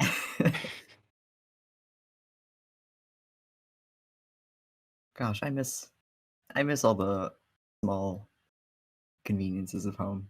We didn't have many, but what we did have made life just a little easier. I think V under her breath is muttering, "People had homes. Oh my goodness, he's so spoiled." Hey, Dewey, if we take down the URL, maybe we'll rebuild it and make you the head of the new research laboratory. Then you could bring technology like that to the whole world. Yeah, can you make me a camping toaster? Sure, I could whip something up, but no, I'm good without all the power. Maybe we turn that place into something that's not a lab. Maybe. And voila! And Kane sets down a plate of, it's French toast, but the French don't exist. The French don't exist in Fuck the Andake. French. So Fuck the French. It's egg and toast. It's bread dipped in egg. dipped in egg and then fried. Nabalian toast. Yeah. Yes, it's Nabalian toast, right? And it smells really fragrant and flagrant. This Squeak goes, it's flagrant. As Oh my God. Kane sets it down, and Kane sips some powdered sugar over the top. La la la la la. There, enjoy. And also like sets down some jammed up berries and like splats it onto the toast. It actually smells and looks really good. And they slide it into the center of the table. Yeah, V's totally gonna get in on that and like be like, cover in some jam and stuff and be like, wow, this is the best Nabalian toast I've ever had. Why, thank you. I'm sure it is. It's an old recipe. Meanwhile, V casts a message into Rev's head. I felt better. Rev just sort of snorts. I think she's drinking her morning beer, and she like snorts the beer. Are you okay, big lady? I'm fine. Yeah, her morning beer. Damn, can Oka have one too? The fuck? Rev, do we need to have a conversation? What? No, I'm fine. My body is so big and my muscles are so strong that it just process the alcohol like it's water. Retcon. I think What a way Dewey's to just, start the second half. Dewey's just quietly protesting, like, we can't just carb load. We have a day's travel. That's why I made. I think Oka is like busy over their pile of bullshit papers where they're deciding what to technically steal from the Library of Nabal and what to leave. And they I think Kane hands them a slice of toast and they just like automatically, they don't even look at it. They dip it in the soup and then they eat it. And then they go, ew, what? And they put it aside and they keep going over their notes. Okay. I think the morning's just appropriately chaotic with like a lot of things. Like Kane makes souffles. Yeah. Dr. Aluso is sort of like standing in a corner, like asking Kane like how they're making things, but Kane's refusing to tell Dr. Aluso, which is annoying Dr. Aluso. And Rev is on her second beer. And then I think as like as the morning winds down, I think it's about time to get to the shores and to head to the docks. So I think we can just sort of like fast forward, like the four of y'all like packing up and like getting ready, like getting down to like the base of the tower, where I think like outside of the Tower of Risk and Reward, like down like the big flagstone steps of this raised dais that the Tower of Risk and Reward stands upon, we see a ride waiting. We see, first of all, the first animal that the four of you feast your eyes upon is an elk. Oka, would you like to describe your elk to us? Yes, I am so excited. I was messaging everybody, what animals do we have? Anyway, Oka's elk is the same one that they had ridden, that they had rented first and then rode into the carnival. And they were able to buy it on the cheap because its knees, from where it skidded and fell when we were running in the jungle, still are not quite repaired. So there's like a small mechanical bracer on one of the knees, and they are wrapped in these like thick linens. And its fur is kind of like a dark, dusky brown that also is like black kind of at the pointed tips. And it's hitched next to the wagon, which is a small covered wagon. And you can, the cover of the wagon is hide, but also it looks like Oka's fucking 2-person tent. That piece of shit fabric that everyone slept in for the first 6 months of this entire campaign is part of the tarp now that's over our wagon. It's just like stitched into the canvas, so it's like part of it. So it's kind of like a patchwork of Oka's bullshit fucking tent, and then now it's a wagon now.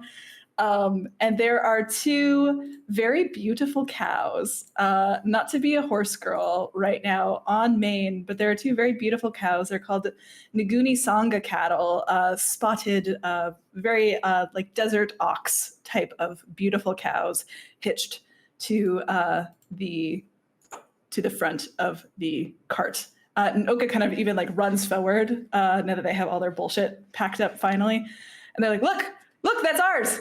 See, can you see my tent? So we don't forget which one it is. Wow, good. Did you build it yourself?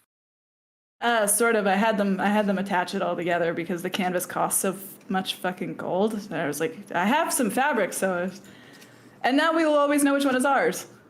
I see. All V can think about is that night when Dewey and Oka were in the tent and like chaos was inside, and Dewey appropriately is like, where are we gonna sleep then?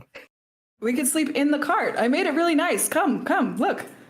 And I think like inside the cart, it is big enough for like 1 person can lay flat on the seat and 2 can lay in the middle and another can lay on top, you know? And look, you can even open up this little compartment. Like Oka's really fucking proud of their cart. Dr. Lusa spent a lot of gold on this, so everyone say thank you. Oh, Doctor, thank you very much. Oh, of course. I'm sure between Oka's tent and the money that you so graciously offered, we should have a comfortable ride back home. Definitely. More than my pleasure. I've been meaning to actually pay the 4 of you in a more formal way. This is one step toward that. I suppose your journeys, your travels will be easier now that you actually have a wagon to sleep in and to carry your belongings. I'm grateful that I don't have. When we walked from your house to Talamad, that was oof. I can't do that much more longer. I'm 110 years old. Come on. And I couldn't listen to her complain for 1 more fucking day. It was really boring. I had to be good for so long. Oh, and the sand on my feet. Oh, got all in my boots. My feet are more callous than after 4 weeks on the ocean. All right then, shall we? And with that, I think your group like piles into the wagon. These 2 beautiful cows, like I think Squeak drives. Squeak like hops into the driver's seat and starts driving the cows. And Oka, you can ride your elk, right? You're riding your elk alongside the wagon. Wonderful. I think Kane is also like riding. I think Kane would ride with you on the elk. And as Kane passes, you know, like people are like, oh, Kane, champion Kane, you know, like as this like, you know, wagon and the elk like ride through the streets, like people like follow you, people like wave up at Kane, who like waves back, seems to be enjoying all the attention right now that all the trauma has mostly died down. And all of you, including Rev, who's also riding in the wagon. And I think also like Tonga and Xiaohu And I don't think Talat's here, but I think Tonga and Xiaohu would be here, like also in the wagon. They like accompany you all the way back down to Bacchanalia Beach. And just as Kane had promised, there is sort of a large-ish ship strapped to the harbor, to the docks. That's definitely big enough to carry your mounts as well as your wagon. And there's like a big enough gangplank to allow it to go on. So it's a fairly large ship. There's like other people who are going to ride it like across. It's sort of like a ferry, like across Ingir Lake to get to.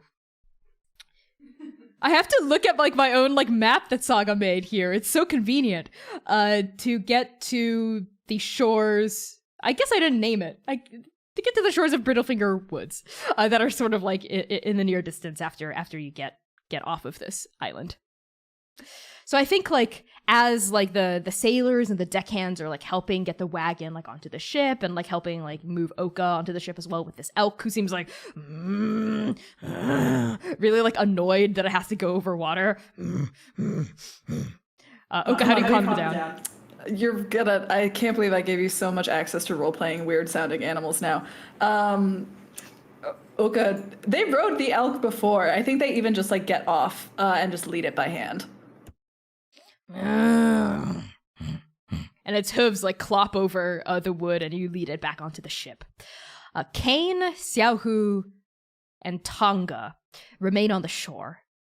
And they like wait until like all of your belongings and the wagon have been like left onto the ship. And I think it's time to say goodbye. Like a formal goodbye at last. And I think Rev will also leave you.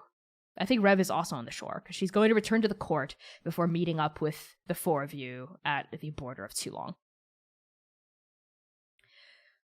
Well, I suppose this is goodbye for now, says Kane. For now. We'll be back if you cause any fucking trouble. Don't worry, I will keep them in check. So is that voice like a natural thing, or? I was born this way, kicked out of my mother's home for having such a mew. When my brothers and sisters went meow, meow, meow, I went meow, meow, meow. I feel like you're making that up, Xiaohu. I don't... Anyway. I'm only going to say this once, so the four of you feast your ears upon this. Thank you. I couldn't have become the person that I'm in the process of turning into. I couldn't have opened my eyes to how awful Bloodthirst was without the four of you, so thank you.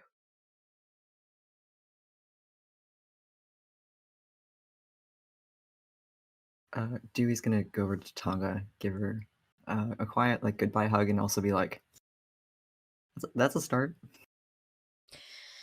Yeah, well, we'll keep an eye on them. We'll see. I'll write to you, Cardew, with the address that you gave me to Dr. Luso's cabin. Yeah, that's a good place. Okay. Yeah. You stay safe, Cardew, and don't forget what we talked about on the beach, okay? You keep your friends in check. And you keep yours. Don't worry. Promise? And Tonga holds out a hand. Dewey does the pinky promise. Okay. Two of you swear it. Pinky feather? Pinky feather! So cute. And then I give Xiaohu like a awkward pat on the back and be like, "You go get him, tiger." Panther. I'm a panther like Tabaxi, not a tiger, though my name suggests otherwise. Yeah. You take care, little man. Guard your hollow bones carefully, Cardew. Thanks. I'll try and do that. Xiaohu nods solemnly. And Ree sees you off as maybe like that's when you like get on the ship. Who's doing goodbyes next? I guess a V and a Rev. Okay, a V and a Rev. I'll see you soon. He's like kicking the dirt a little bit and looking down, all blushing a lot. He's like, take care of yourself and you know, don't get into any trouble. I hope to see you soon. I know I'm probably the one who needs to like not get in trouble, but just be safe on your travels. I'll be safe. I'll be fine. The Raven Queen will protect me, and you. You have good friends. And now you have Scott and Nexus.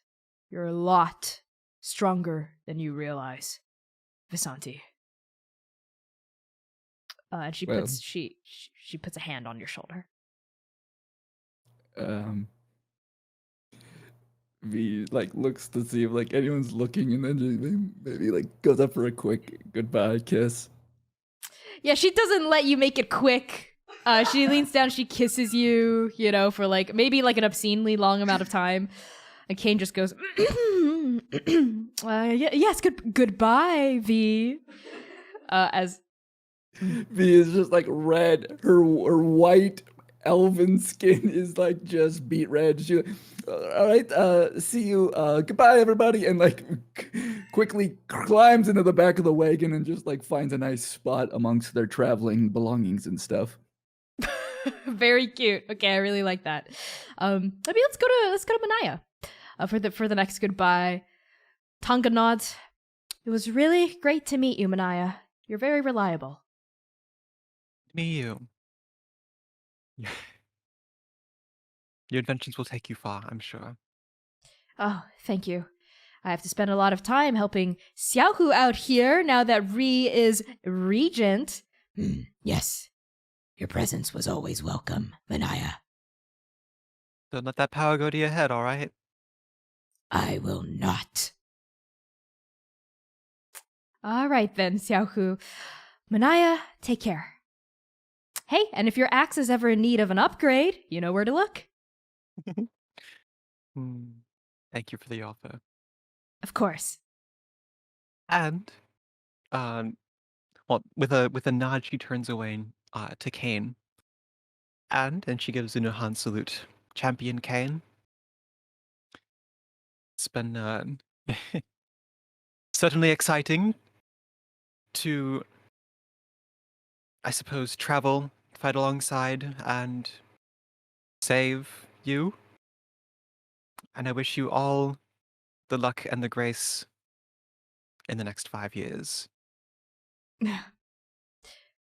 Thank you, Mania. I do appreciate that. I'll do my best. Hey, what we're doing concerns the whole world, and I hope if it ever comes down to it that we can count on you and your support. And I hope we can count on you. All of you. Paragons. We're going to need your help if it means making things right again. Making things the way they should be. And Mania walks a little bit closer to Kane and whispers to them, "Oh, and would you give this to Talat?"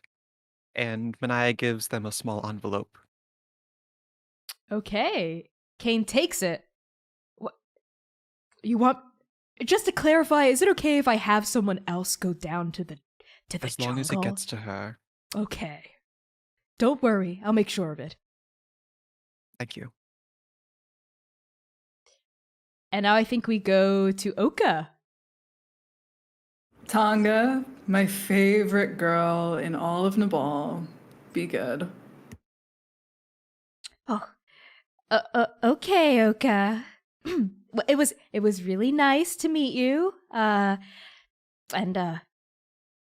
watch you fight and get to know you. So stop it, Cardew. Stop making those faces. Stop. I just think they're handsome. Okay, that's it. And Oka gives Tonga a sweet goodbye kiss on the cheek, you know? So long. Don't pine after me too hard, please, darling. Oh, I won't. I'll invent something that will prevent me from doing so. So you don't have to worry about that. Good. Xiaohu, congratulations. Thank you. Kane? Oka. Oka just kind of rolls their eyes a little and reaches out and just puts their hand on the scar that they now share. And they smile just a little bit, and they kind of just like take a few steps back before they just turn all the way around and walk up the gangplank. And Kane calls after you as you like walk up the gangplank. I hope you find what you're looking for in too long, Oka. I hope you find what you're looking for. I think I will. And I think you will too. Good. Then let that hope carry us through. And I think at this point, like, the gangplank's getting pulled up, you know, and like maybe all of y'all are like against the railing, except for V, who's maybe still in the wagon. And I think there's a brrr, brrr, as like the ship takes off, you know, and it starts like going like over the waves. And like you see like the people on like the shore waving at you, you know, with like a couple of like the championship and regents like attendants in the background, like all waving and waving. And I think more people have like gathered on the beach, especially to see off specifically V. And they're like all waving and they're like, goodbye, Paragon! Goodbye, Paragon V! Yeah! They're like cheering and like waving and like seeing you off it as like the people on the shore get smaller and smaller and the stretch of like this like blue lake gets wider and wider.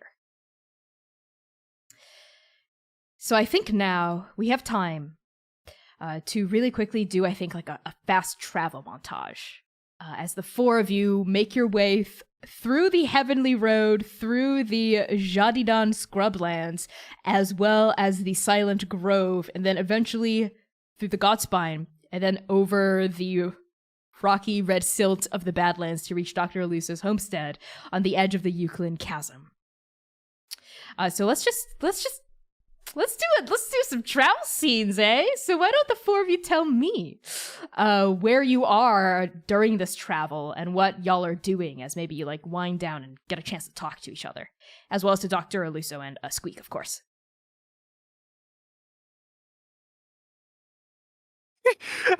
And do you remember when Dewey fell from the Hey! Hey! You have wings, Dewey! I was there to save your asses. How did you even get up there to begin with? That's the question. Like, where did you come from? I crawled And when through the the hell sewers did you for ever wake up? I literally opened your mouth and looked into your... There was no way you were waking You did up. what? Wait, what? Wait, what? It was nothing. I mean, it was... You were asleep. We were all under a magical sleep, and Dewey, you were a fucking sleep, all right? Wait, did you look in my mouth, Oka? No, you woke up, I think, before I did. Just checking. That'd be weird. Do you want me to? I could probably... Stay there. Stay right where you are. No, I Well, think maybe the we could math just is look there in for there and- one. Yeah, you want to see scarlet necklace like down in my throat? What? This is weird. You're weird. No, that was cute, Mania. That was real cute. Thanks. But really, Dewey, what happened back there? What happened to you? I dropped in and you were... No, before all that, Bodies. how did you find us? Long story. We were in the jungle and then I heard you guys, all of you clowns screaming, and I just followed the noise. Well, that loud, huh? Yeah. Wait, what were you doing in jungle? Big tablet. Oh, yeah, I ran into, V, you'd never guess who I ran into. I No, don't- yeah, it was Seaver. Seaver, what? Yeah. Wait, and V, or Oka looks between V and Dewey real quick. No, what? Yeah, that's Seaver. Wait, what happened? You have to tell me. He was trying to take this giant ancient stone tablet with his goons and scared him off, but I think he came back and took the thing with him, so that's not great. Wait, did you say you scared him off? Wait, what about the Dewey. stone tablet? Wait, Dewey, Wait, what's wait, the no, stone no. tablet? Did you burn his house down? I don't know where his house is. Otherwise, I would, because he's got like this crazy powerful thing. I don't know what he's gonna do with it. What? Wait, kind but of? I thought you scared him off. He got it, the tablet? He came back, I think, or someone did. Hmm. So if you ever want to check in with that dude, probably a good idea. I don't think they're doing anything good with that. Did you find out his home address so I could burn that down? No, I didn't interrogate him. I was. Look, I'm only capable of doing one competent thing a day, and that was scaring him off. Well, next Didn't- time we see him, we'll have to use that tiara you stole from him, Avi. Yeah. Oh yeah. I still got, and like she pulls it off her bag and is like spinning it around her finger. Yeah, this will be a good time. But no, you're not very intimidating, so I'm a little curious. How did you scare Sievert? He doesn't exactly scare easily. And you're like half his size. No Hey. offense, but More like a And you're a third, fucking yeah. coward. whoa! I didn't want to go that I mean, far. I mean, in like Loves a good way. coward, I love very that well. about you. Yeah, you wear it really well. It's Yeah, and I learned how to swindle and lie from all of you. So. well, then you've learned from the best. Mhm. Hmm. I can't believe you scared Sievert off.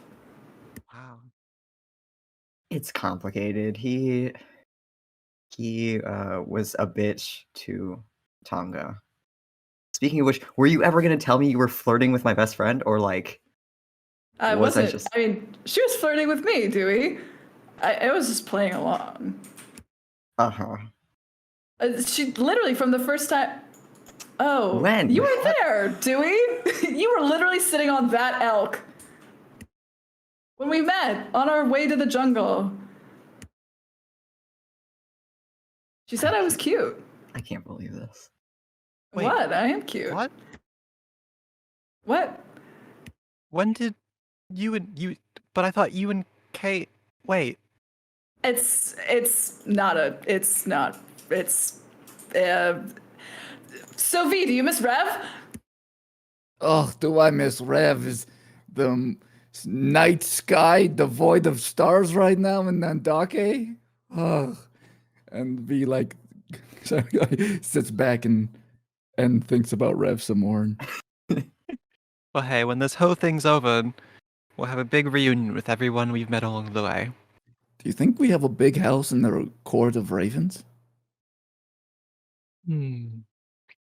I bet you could get a big house wherever you want, V. True. It gets pretty humid up there. Oh, you're right. That'd be terrible for my hair. But Oh, the you're bigger telling you me. build your house, you could get up kind of high so you could catch the breeze. Or just Like get a- Dewey to like carry you. Black Spire. Dewey doesn't fly. I fly more than Dewey does. That's fair. That's true. You don't even have wings permanently. They're getting more permanent, though. You should see the scars I have back there now. Are you supposed to Scars? have scars back there? Yeah. It doesn't sound healthy. I think it's Vanache, actually. Because now when I use the magic, I only used to have to give up a little bit. You know, blood hunters feed the weave our own life essence to use it, like a trade, I guess. But then they just burst out like actual wings. They never really used to do that. I think it's Vanache. At least that's my current working theory. Speaking of, did any of you get any leads on possible Paragon? Yes, I have so many actually. All of the books. I found a journal, and Oka kind of gets up from maybe where we're all like sitting around our campfire or something cute like that, and they like dive into the wagon that they're so proud of still. Wait, those and books they- were from a library? Yeah, they're from a library. Well, they're mine now. It's not like they were using them. They were in the forbidden section. Nobody ever goes down there anyway. I'm I've sure we'll been be in- back there at some point to return them. I've been in forbidden sections of libraries before. You can get some good things in those places. I'm sure you have, V. overdue and fees are going to be Oka. astronomical by the time we get back there.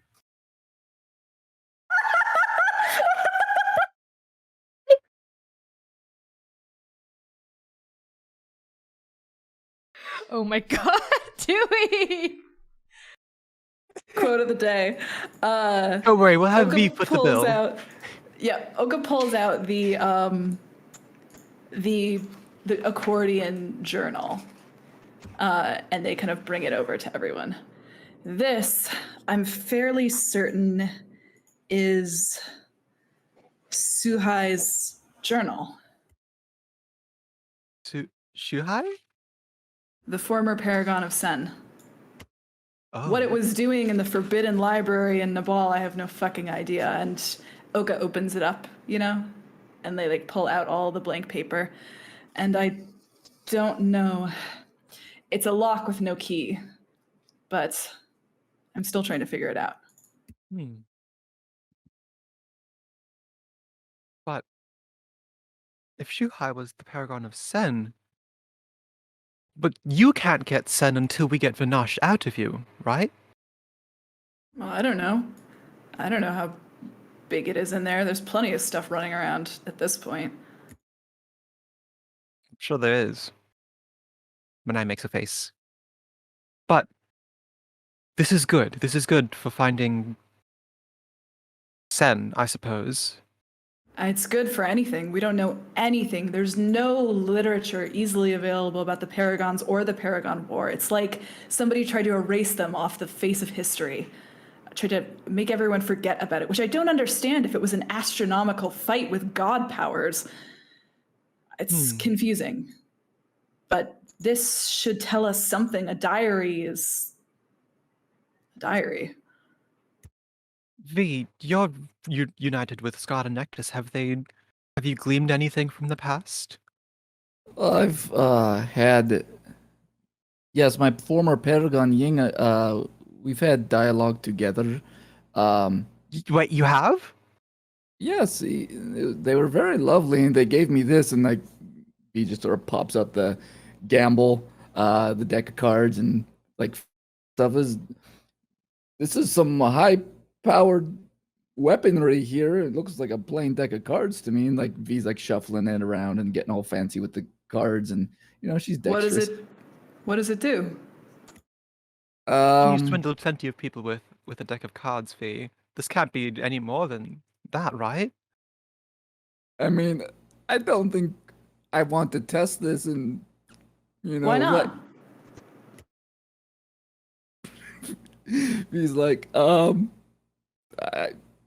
you really want me to try one of these cards? I think at And this point V- maybe we're in the like the southern Talmud deserts, and maybe there's like a dead tree, just like 30 feet away. Hey, go see if you can blow up that tree or something.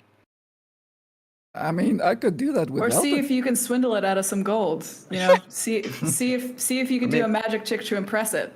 Or maybe turn it into your girlfriend. I feel personally attacked right now. I feel what?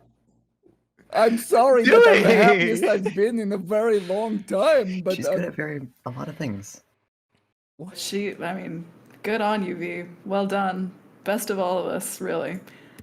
just a piece of advice: love will find you when you stop looking for it. Okay, that's what happened to me. I stopped 7 years. Love was dead to me, and here we are. Okay, this is good. Things can come to you too. Just draw the card, V. Stop dawdling. Okay, V stands up and walks away from the group and fanning out the cards to pull out something. Connie, should I pull one of these out here? Yeah, you should go for it. Do you have an actual deck prepared?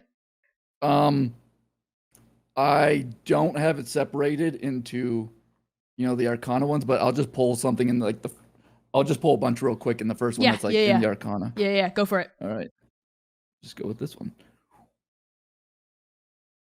Oh my god, I'm so excited. What are you gonna pull?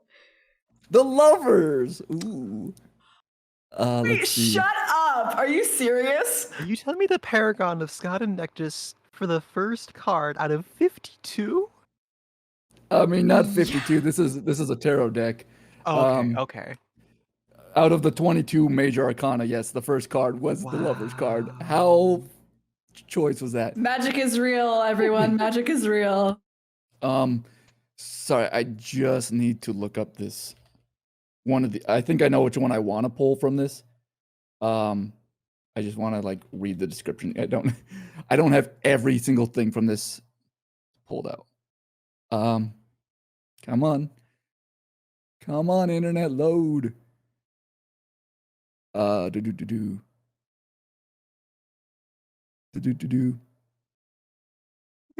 Okay.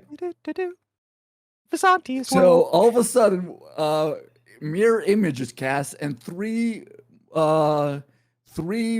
V's pop up in front of her, and they move exactly as she does. As she's moving through the space, they all follow her, and after a while, she's like, "Look, there's three of me," and like now there's four, like shouting that at once.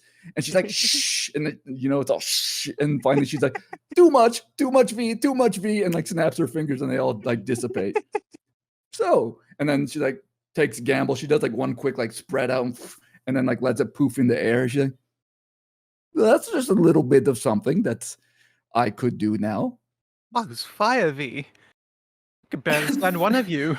Thank the gods there aren't more. Right?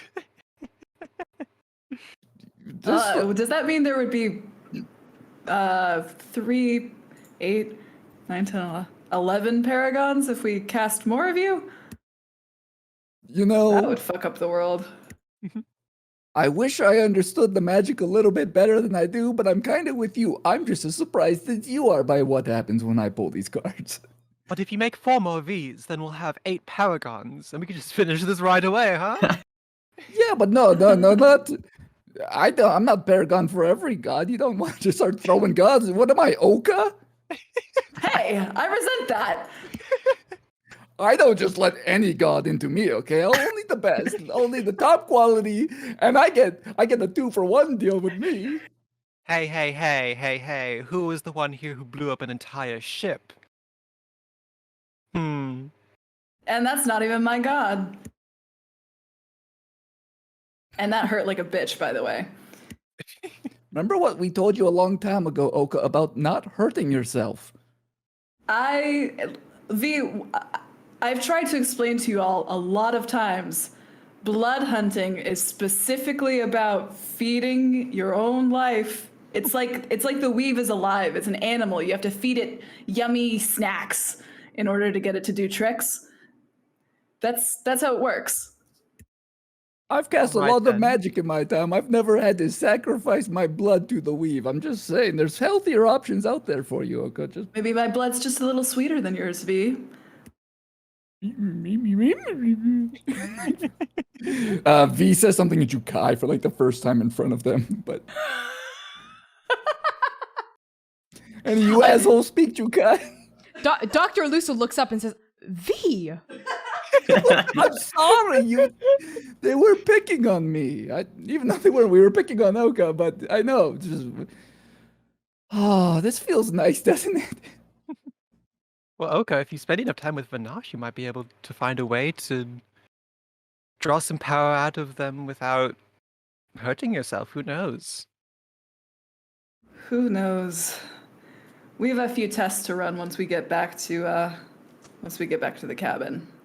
The doc and I. But speaking of the cabin, Doctor, you said the cabin was destroyed? What happened? Is everyone all right? Yes, everyone is fine. It was partially, the roof and the walls. Yes, the cabin it was destroyed. There was a massive wave of force that just blasted out from the Euclid over the entirety of the Badlands. I think it might have even reached, I didn't manage to stick around and survey it, but it might have even reached Solmanad. That was how intense and far-reaching that blast was. I was able to throw up a shield at the last moment and protect the people involved, the Kui, the Hoofbright clan. You remember them. As well as your parents, Napua and Kahealani. Of course. And Squeak, of course. Wow. So, Do you know where it came from? If it's a wave, we can. All waves ripple from a source. The wave also partially destroyed my machine. That's been sensing these tremors. I have to take a little bit of time to repair it.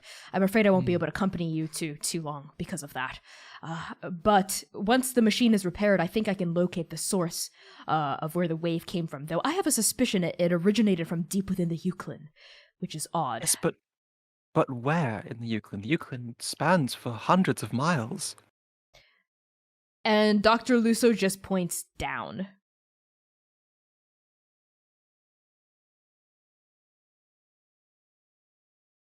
Deep within the core of the earth. That's my hypothesis, anyway, and then my machine fritzed out, so I can't confirm it, but once I repair my machine, we'll be able to take a look. After your excursion to Toulon, of course. Maybe What do you you can think that means? What do I think it means? Well, remember what I told you when you first came to my homestead all those months and weeks ago about me tracking these anomalies, these surges in magical activity. Before the cataclysm, they all seemed to originate from the chasm. But the cataclysm didn't. It came from everywhere and nowhere at once, including the chasm, but I don't know. It has to be related somehow. as if the planet is rebelling against the vanishing. Something like that. Like the Raven's Eye, isn't it? A little bit. Who knows? There might be an intertemporal rift down there, too. I have no idea. Andake is a strange mother. But we love her anyway, don't we? For the time we were staying at your place, maybe Dewey can help you fix your machine, eh? Oh, Yeah, I want to know anything that machine can tell us. that would be wonderful. I would love it if you could take a look at my machine. When we have the free time, of course, Cardew. Sorry, Dewey. I would always Yeah. appreciate another inventor, another artificer down there, extra pair of hands. Yeah. It's been a while since I worked on something that wasn't combat weapon? based. Yeah. Yes, well, my machine is not a weapon. It's just there to sense things. It resembles a large auger drilled into the center of the earth. I did my best to make sure that I excavated an area of the chasm where that wasn't anybody's habitat or home. What lives down there? Oh, the Hoof Dark clan. Several other kinds of beasts, people, monsters. The deeper you go, the stranger the life gets. You can find some real fun beasties in the Euclid. Dangerous ones. Vicious monsters. But vicious by whose standards? That's their home.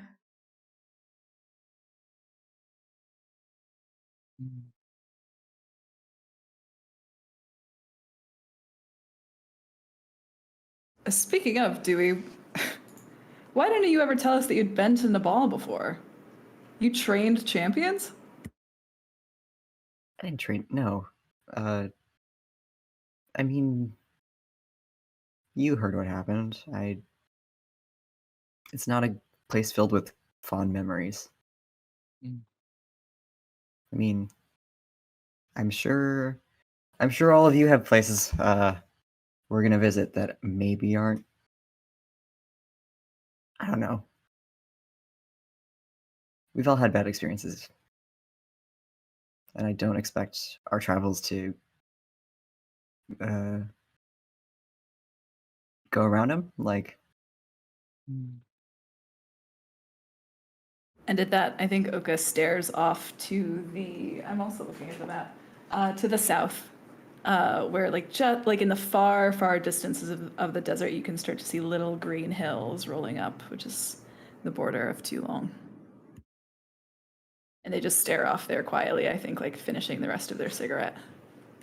Well, if it's any consolation when you're as old as I am, there's pretty much everywhere in Dake that you don't have some type of terrible memory.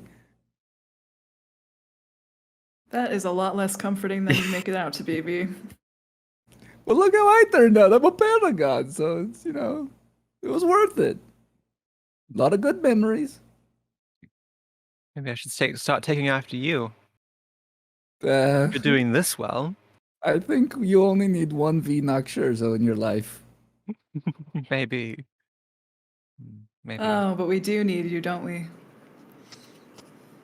I mean, who would have thought so many months ago that I'd be someone of value to your party? I had a lot More of than just monetary. right? I haven't even joined any cults or started any cults in months. That is decidedly untrue. But anyway, I mean, I do sometimes wonder what the odds are. The four of us happening to be in the same place, the same time, when everything happened. Circumstantially, 4 paragons and all of Andake converge in its stupid little hell. Watch the world end. I used to not believe in fate, but here we are.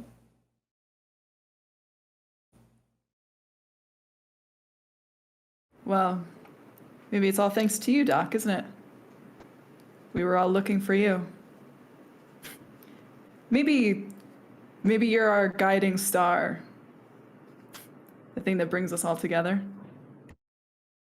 Oh, I wouldn't. I don't know if I. Oh. And the 4 of you see like a little flush appear on Dr. Luso's face. I think they were reading, and they like nervously like close the book at that. And that's when Squeak comes, calls from like the camp she's been setting up. Dinner's ready, you ungrateful worms.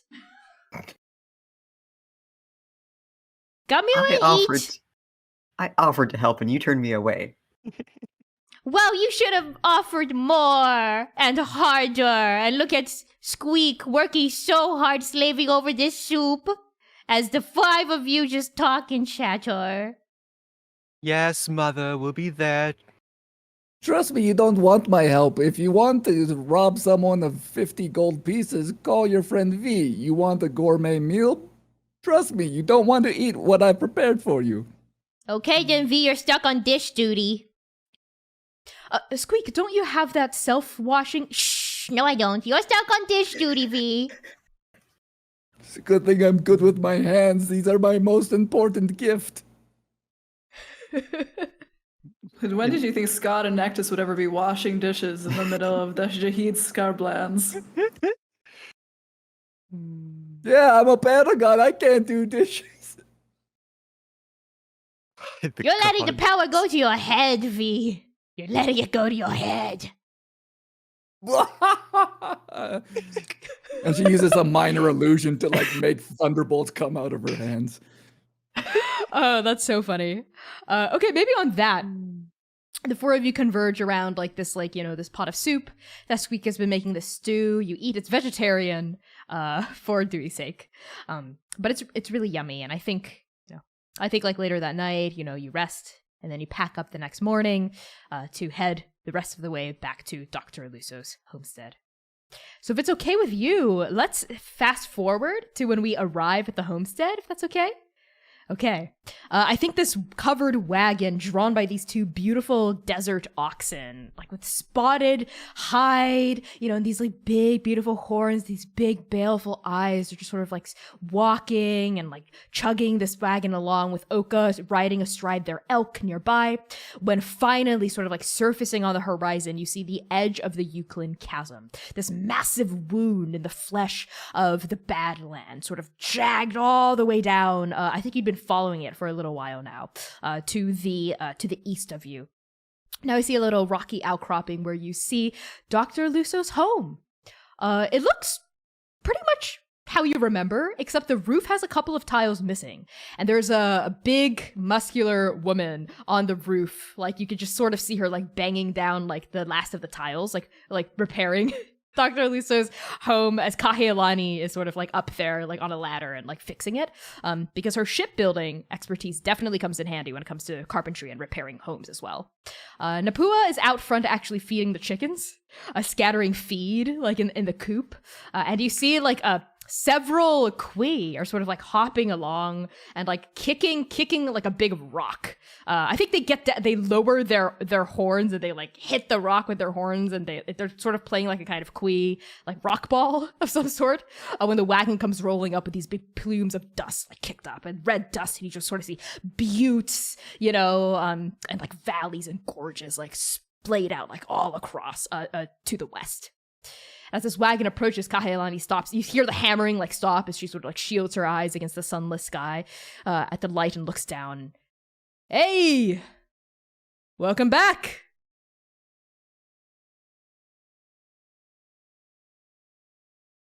Mania greets them in Wuhan. Hello, mother, father. We've returned. Manaia, it is so good to see you! I knew Dr. Luso would return you, safe and sound in one piece. And she starts like climbing down the ladder. And your father finishes scattering the last of the feed, sort of pets the head of like a kid Kui who's bouncing nearby, and also hustles over. So Kahealani and Napua greet the six of you, including Dr. Luso and Squeak, as this wagon draws to a stop, right? Like by the edge of this homestead. And I think now, like, the five of you start, like, piling out of the wagon and, like, saying goodbye. Kahealani walks up to you, Manaia, and just wraps you up in a big hug. And Napua wraps you up as well, as their two parents hug you. Oh, Manaia, we're so glad you're safe. I'm glad you're safe. I heard there was an earthquake? Something? Yes. Hitzag didn't try to explain it to us. Didn't quite make too much sense. It's related to the cataclysm, as far as we're concerned. But we're able to repair the home, and according to them, there shouldn't be another one for a while. That is true. Though I do have to get my machine repaired to make sure that data is correct. Right. Why don't you all go inside to get started on that? Mania turns to the rest of the party. Yeah, I think Oka is taking care of the elk. They are bringing the ox around to like the stable, to unhitch, to brush all the animals down, to put them in their pens, homes, stalls, etc. So Oka's on horse girl duty. What about? Yeah, go ahead. Sorry. V's just like, I guess I don't have any. Okay, what do I need to do? I think Dewey's dragging giant trunks of like everyone's suitcases out of the back of the wagon. He's like, "You could give me a hand here." V cast mage hand. That's fine. all right, hold on. And mage hand goes away, and V starts picking up pieces of luggage. Yeah. You Mania's asked for too a absorbed. hand, not for two. Mania, who could easily carry everything, is too absorbed with her parents. Yeah, maybe let's zoom in on that scene with your parents, as like V and Dewey are carrying luggage and Oka's taking care of the animals.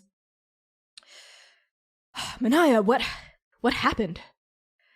Hitagin said something about just you not checking in, and they were worried. Something about a carnival. Oh, it was nothing, really. Just a little bump on our journey. But us Waiduas, we're too strong to really succumb to that kind of thing, eh? That's right, daughter, we are. But it's not weakness to admit when you need help, Manaia. I thought we were the leaders. We don't need help. We help the others. And that's what I did. Kahealani and Napua glance at each other.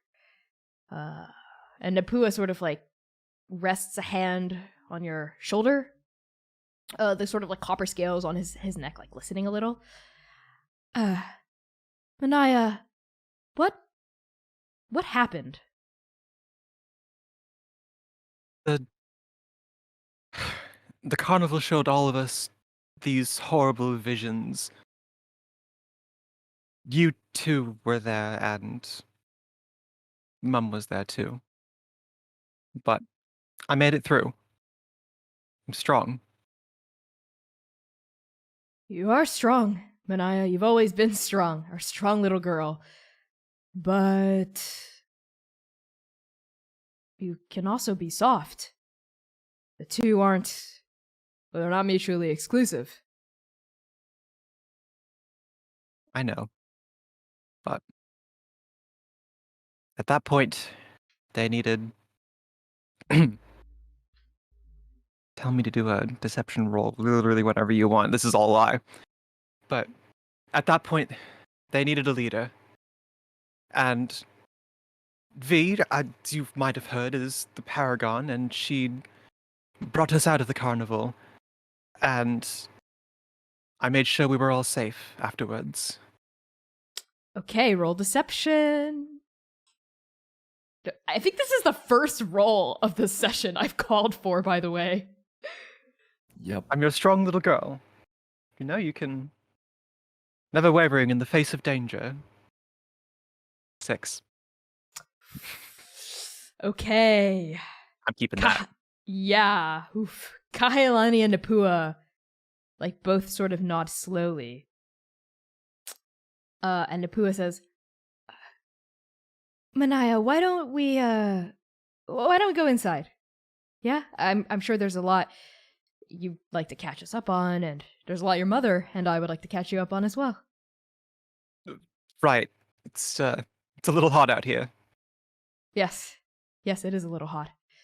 It's dry heat, not like the nice, humid heat we get down south. Right. I think with that, like, Napua and Kahelani lead you indoors, but they're both, like, I think you can tell in their faces they don't entirely buy what you're saying, but they, like, don't really know how to talk to you. Like, there's, like, this kind of, like, hesitation. Like, they both clearly love you a lot, but, like, Kahelani, you know, like, they're both, like, they're, like, looking at each other, and they don't quite know what the right words to say are in this moment, as they, like, lead you into the home.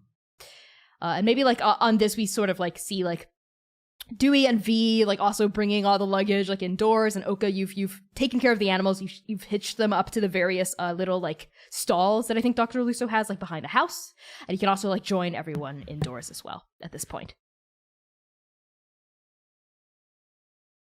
Okay, so why don't the four of you tell me to start to, like, round off the session and round off Arc 3. Why don't you tell me, like, how you spend the rest of the night, and maybe, yeah, the rest of the night. Oka takes a lot of pains to take care of the animals. They walked us all the way here from Nepal. So Oka, like, gives each and every one of them, like, a long bath, and asks, maybe, like, barters with Squeak. Like, they argue with Squeak for a little while, where they're like, Squeak, you can't charge me 16 gold pieces that I'm just going to ask Dr. Aluso for the ointment. You just give it to me.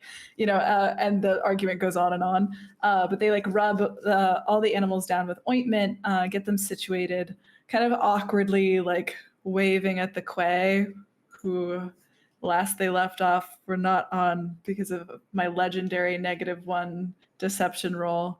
Not on good terms with. If I could jut in, I think whenever, like, you near the Quay, they all go, moo, moo, until you, like, leave, and then, like, the moving dies down. But if you get closer, they go moo, moo, until you get out. It's like a minefield of mooing. And Oka's just like, please, and the elk and the cattle are like, what the hell is going on here? But they take a lot of pains with the animals, and they come back in, and, you know, wash their hands and feet off, eat with some people, and then they would start going over Dr. Luso's, like, books and shit, you know, just looking around. Totally. What about Dewey? I think Dewey's going to help Dr. Lusso, like, gonna assess the situation with the machine, maybe point them in a direction of where to start repairing it, and then once they're occupied, he's going to, like, go up to Dr. Lusso's study and kind of poke around for books on. He's gonna take a crack at figuring out this watch stuff. Okay, so I think Dr. Lusa told you, Dewey, it'll be a whole thing to go down to the machine. It's pretty far down in the chasm. How about for the rest of the night, I can give you the plans that I drew up of the machine so you can familiarize yourself with its architecture. But for the rest of the night, why don't you wind yourself down? My study is open for use if you would like to poke around in there, etc. So I don't think you'd be able to physically, because it'll be like a whole scene, to go down to the machine and to get there. Yeah. So I think for the rest of the night, you can just sort of poke around in his study. And yeah, both you and Oka would see in Dr. Luso's study, which is sort of off, I think on the second floor of their home. It's really messy, but it seems to be organized in a specific way. It's like intentional mess. Right, there are clumps of papers and book stacks, and you get the feeling that no one except Dr. Luso would be able to find something very quickly in here. And there are several desks with different kinds of work scattered about it. They seem to be organized by subject matter. One of the desks pertains to astronomy and has star maps, and another desk is about biology, and there's autopsy. You see an autopsy sketch of the shadow hand creature that you'd captured for Dr. Luso way back in Arc 1. You see a sketch of it bisected and cut through the side. You see a sketch of the soul sack done with detailing and it's been tagged, etc. So, that's another desk. And yet another desk is inventions, little gears and screws and vials and attachments that are related to their sensory machine that they have deep within the Euclid. So Oka and Dewey, are the two of you looking for anything in particular? I'm looking for God stuff. Okay, I think mechanical stuff. Yeah, both of you get tons of God and mechanical stuff, so I won't even make you roll for it. You can each ask me maybe 2 questions that you might have about anything, and I'll say if Dr. Luso's notes have any answers. Can we hold on to those to maybe message you later on? Yeah, totally. So let's just say the two of you are able to find some research and we can deal with what that means in the break between arcs, let's say. Maybe come back to the interlude with some extra knowledge. V, how are you spending the rest of the evening? I think V is spending some time with those chickens that, she loves so much from Arc 1. But she has probably in her hands that she's sort of twirling around a black feather from Rev. Aw, so cute. You're hanging out with the chickens. One of them is missing, but the chickens are sort of and one very sweet hen comes up to you and it's looking at you, turning its head as you consider this feather. Yeah, I think she's just lost in contemplation of it's just finally de-stressing about everything that happened in the carnival, the images of fireballing her dead mother and standing up to her father she's never met, all those are in there, and then just the image of Rev sort of being just a nice soothing salve over all of that. Oh, I really like that. And you're turning this feather over. That's very sweet. And of course, Mania, how are you spending the rest of your evening? Presumably with your parents, right? For this evening, I think, I think it's a rather pleasant evening with her parents, kind of dodging the topics that maybe they want to approach until maybe the second night. Okay, yeah. I think your parents are also easing off on questions for you this evening, just sort of enjoying your presence and glad that you're safe and that you're home. And I think that's how the first evening goes. And I think if we could maybe just do a quick 1 week montage of what you do as you relax and take a break right before heading south through the Godspine again and into the Kingdom of Tulong, right? So let's start with Manaia, actually. Let's go in reverse order. So Manaia, how do you spend the rest of this week just relaxing and resting at Dr. Luso's? And I think you would be sleeping in the barn, the barn that's beyond the chicken coop where you slept Arc 1. Mm-hmm. I'll go into more detail about one scene and then overview the rest, if that's okay. That's totally fine. I think night 2, there's yelling coming from the room that Kahelani and Napu are staying in. 3 voices, them 2 and Mania. Mania is the one yelling, though I don't know if her parents would yell back. She's not angry, but she's sad. And I think this is, we're missing dinner. And so maybe y'all are in the common room kind of overhearing this as Mania yells about them, like saying, "You raised me to be strong, like you. You raised me..." Sorry, hang on. "You raised me to be strong. You raised me to be an adventurer, like you. The perfect sailor with perfect leadership skills. I'm just trying to be like you." And I think like everyone can hear, like it's really awkward. Like you're all down there, like with like chopsticks over like your rice, and like you can hear the shouting from up, and like you all hear sort of like Kahilani's muffled voice go, "We raised you the best way we thought you needed, but we never wanted you to be exactly like us, Mania. That's right, Mania. We only ever wanted you to be yourself." But who am I but your daughter? You are our daughter, Mania, and we love you. But you're more than just who you came from. You're more than just the stories your father and your mom and I told you. Ever since you were a child, you're Mania. What does that mean?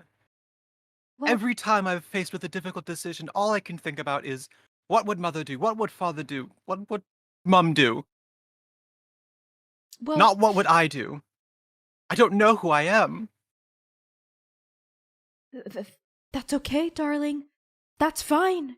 It takes years to figure out who you are and to grow into the kind of person you want to be. Half the been fun of living years. is... And I'm so sorry. Your mother, your mom, and I, we are so sorry we couldn't be there for you, Mania, to help you through that. Maybe if we were there, you wouldn't... Napua. Mania. We can't answer that for you. Only you can. The kind of woman you want to be, that's up to you. It's in the decisions you make. It's in the things you do. It's in the way you present yourself to the world, the thoughts you carry, the ones you strike down and the ones you let grow. These are all things that determine who you are. But no matter what, Mania, we still love you. There's no wrong way to be you.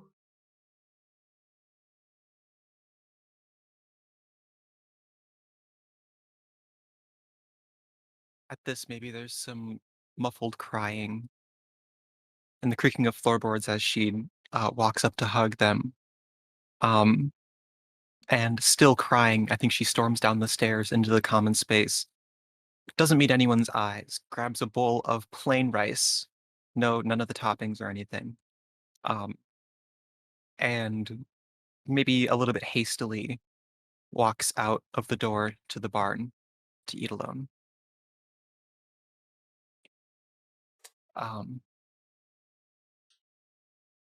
And the rest of the week plays out, I think, rather normally.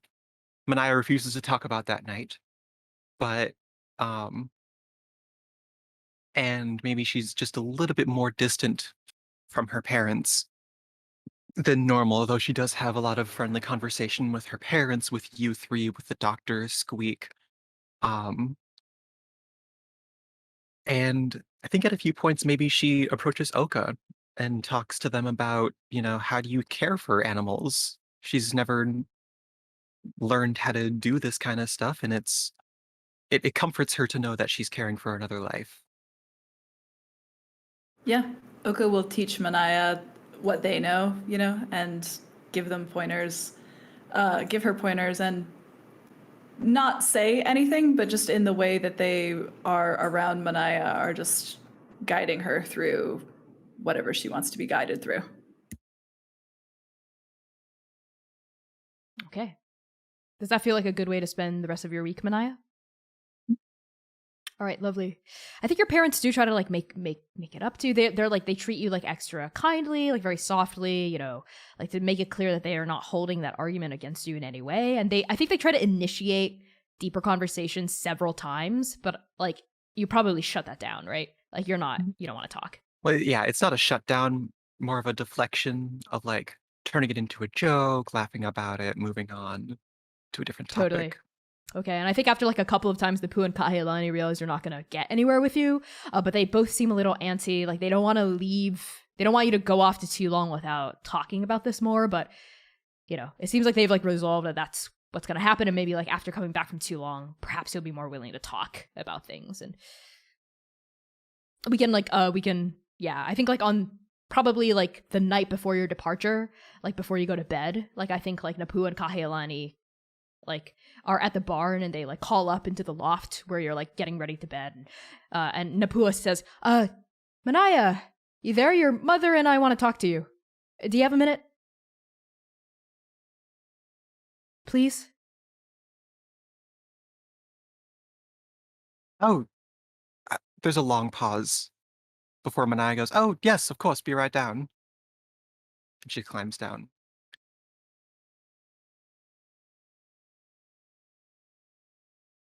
You looked like you wanted to say something, Oka, but Is Oka up there at that time? I think so. Unless you choose not to be there, all four of you would be up there getting ready for bed, I think. And we can we can backtrack and say what like Oka's been doing throughout the week, but this is like we're skipping forward. I think it's okay. I'm sorry, carry on. All right, no worries. Okay, Manaia, you climb down, and Napua and Kahilani sort of lead you out by the chickens, where there's a little bit of like privacy, and it's just the chickens clucking and pecking at feed. And Kahilani says, Manaia, we know you have to go tomorrow to too long, and we probably won't see you for at least another couple of weeks. So your father and I just wanted you to know that we love you. And we hope that you're able to find some answers for yourself while you're in the kingdom.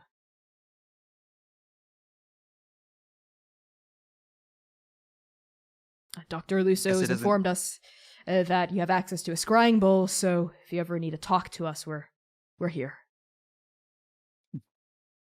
Suppose the roles are reversed then, huh? When I was young and you kept going off onto the seas. That is one way of looking at it, certainly, Manaia. But there is a difference. You'll always come home, and we'll always be here. We promise. And a Wairua never breaks her promise. That's right. Wow. Oh, come here, you. And Kahilani pulls you into a hug, and so does Napua. Nobody's behind them to see, but Manaia's smile fades as she hugs them. And her eyes look off into the distance, the starless sky. Okay. I think that's a good place to pause, like, Manaia's rest. Who wants to go next?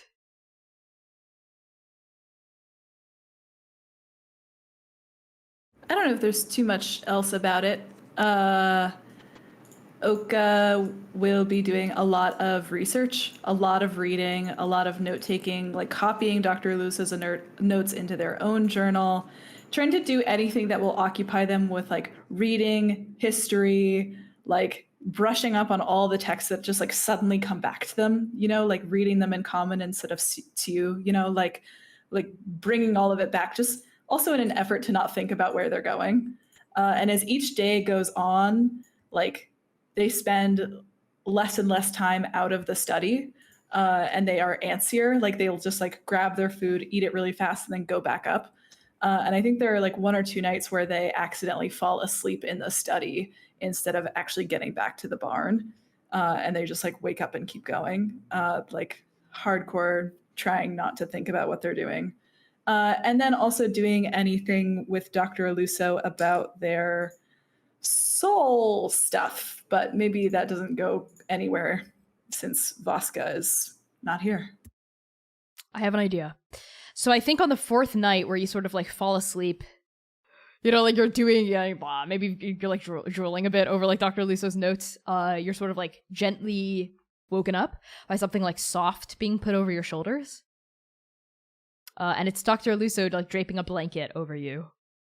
And the smell of like a nice invigorating tea, a soothing tea. Oka flinches, as the blanket gets put down on them, like they jolt up, and their hand goes to the hilt of their sword, and they remember where they are. Sorry, I didn't mean to. It's quite all right. Oka, you should take better care of yourself. You've been falling asleep in my study, zoned out over my notes for the past 3 nights. Sorry, I can get over here. I'll just take this to the barn, and that way when I fall asleep, I'll be out of your hair. It's fine. I just want to get through all this. Oka, wait. I actually wanted to talk to you about something. The name, Atalanta said, with her dying breath. The person she told you all to tell that she still loves. Vasca. I think I know who that is. Weren't you familiar with them? Yes.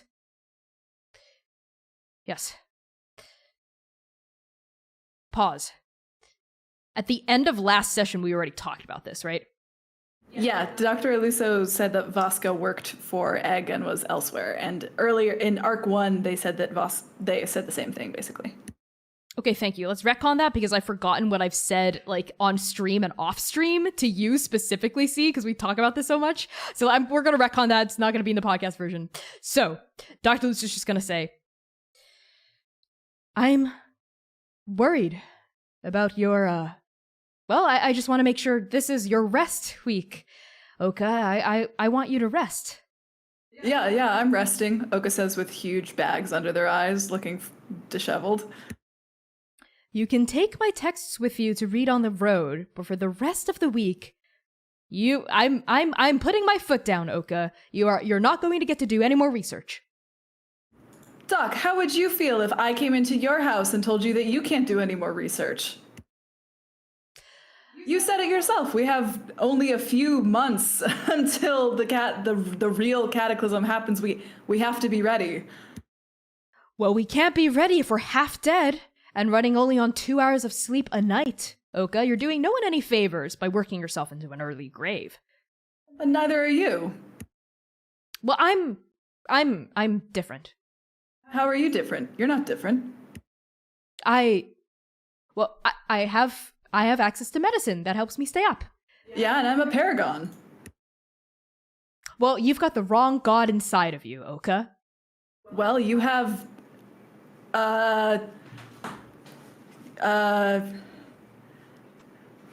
your eyes are going blue again. Oh.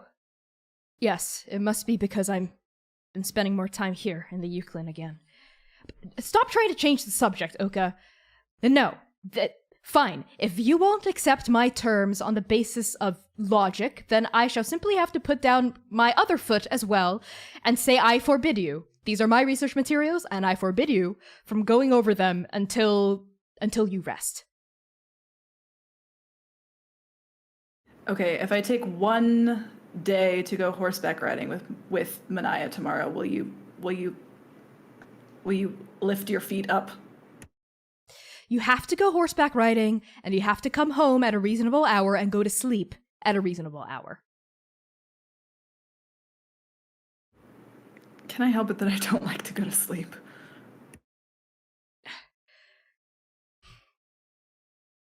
I'm very sorry about that, Oka. I am. But even with the nightmares, you'll still wake up physically rested, and that's what we need. Fine. Okay. And I think the next day you go horseback riding with Mania. And do you like follow Dr. Luso's instructions? Yes, I do, begrudgingly, and they make a big fucking deal out of it. Like at breakfast, they are pouting. Okay, fantastic. But you do feel better. You do feel better because of Dr. Luso putting both feet down, and they like reluctantly let you continue researching for the rest of the remaining day. Now that you've like actually had a chance to catch up on sleep. Okay. And I think that's where we like find you up in the loft when Kahilani and Napua like call Mania down at like the end of the week before your last night.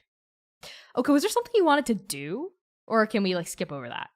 I think just the only detail is as Mania goes down, Oka's jaw kind of tightens, and they look away. They roll over onto their cot, and they pull out that photograph of their family way from Arc 2, and they look at it, like at the singed edges, you know, where it had been burned and torn, and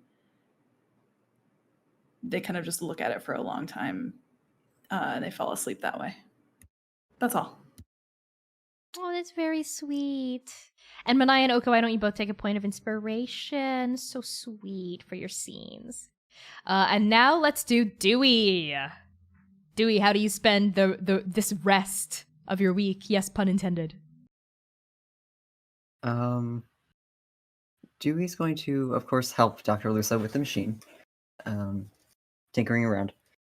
But outside of that, he spends his time kind of in like the scrublands, the bush around the cabin, not necessarily in the house. He's like tinkering with his watch behind some like, I don't know, dry shrubs, or like he's sitting on like a ledge in the Yukon Chasm, like on the edge of the chasm, just because like he's messing around with a bomb, and if it blows up, he's not going to. It shouldn't be in the house. Otherwise, like the only times you really see him are like, I think Oka sees him when he's in the study looking for materials, research materials, and also at like meals. But everyone does find like, you'll find like little slips of paper, like when he goes through his notes, his research notes, any like little snippets of things related to gods. Not that there's much. He'll like tear off and slide under Oka's door, or like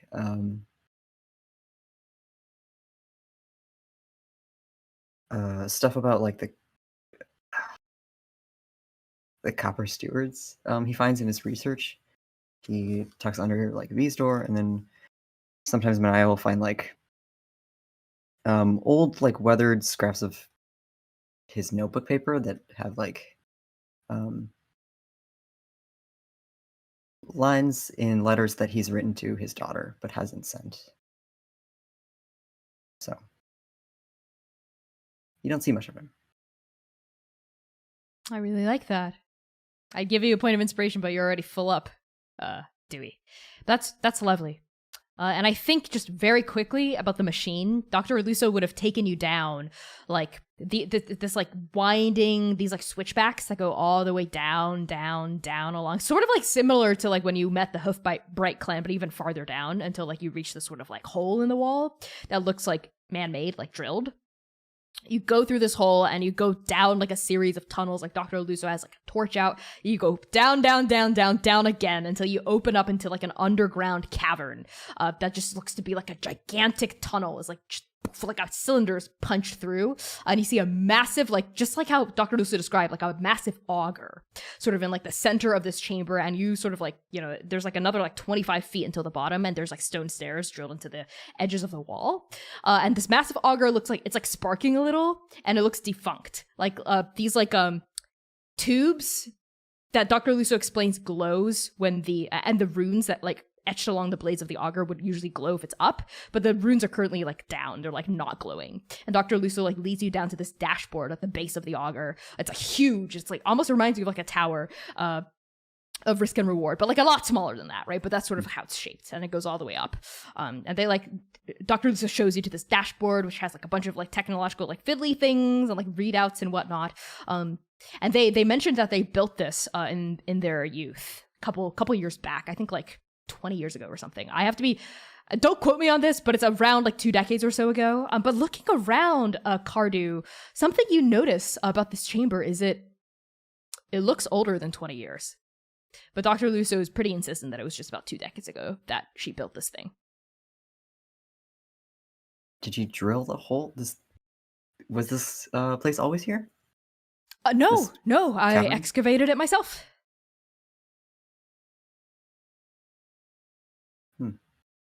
Yes, just about 20 so years ago, probably a couple years more than 20. Yes, I opened up, drilled a hole in through. I drilled the entire tunnel system that we took all the way down here. It took me a while, at least a year of work, to just excavate this entire chamber. And then, of course, I built the machine. Is something the matter, Cardew? Why this spot?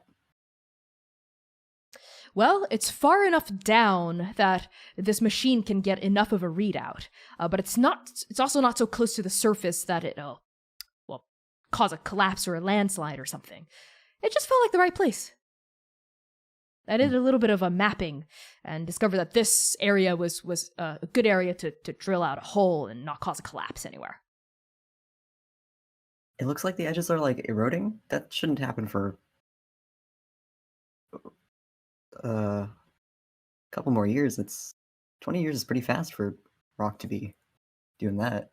Oh, I have noticed that as well myself. I suppose I never really took that into too much consideration. I wasn't exactly looking at the rock every time I came down here. Maybe it's an effect of the magic?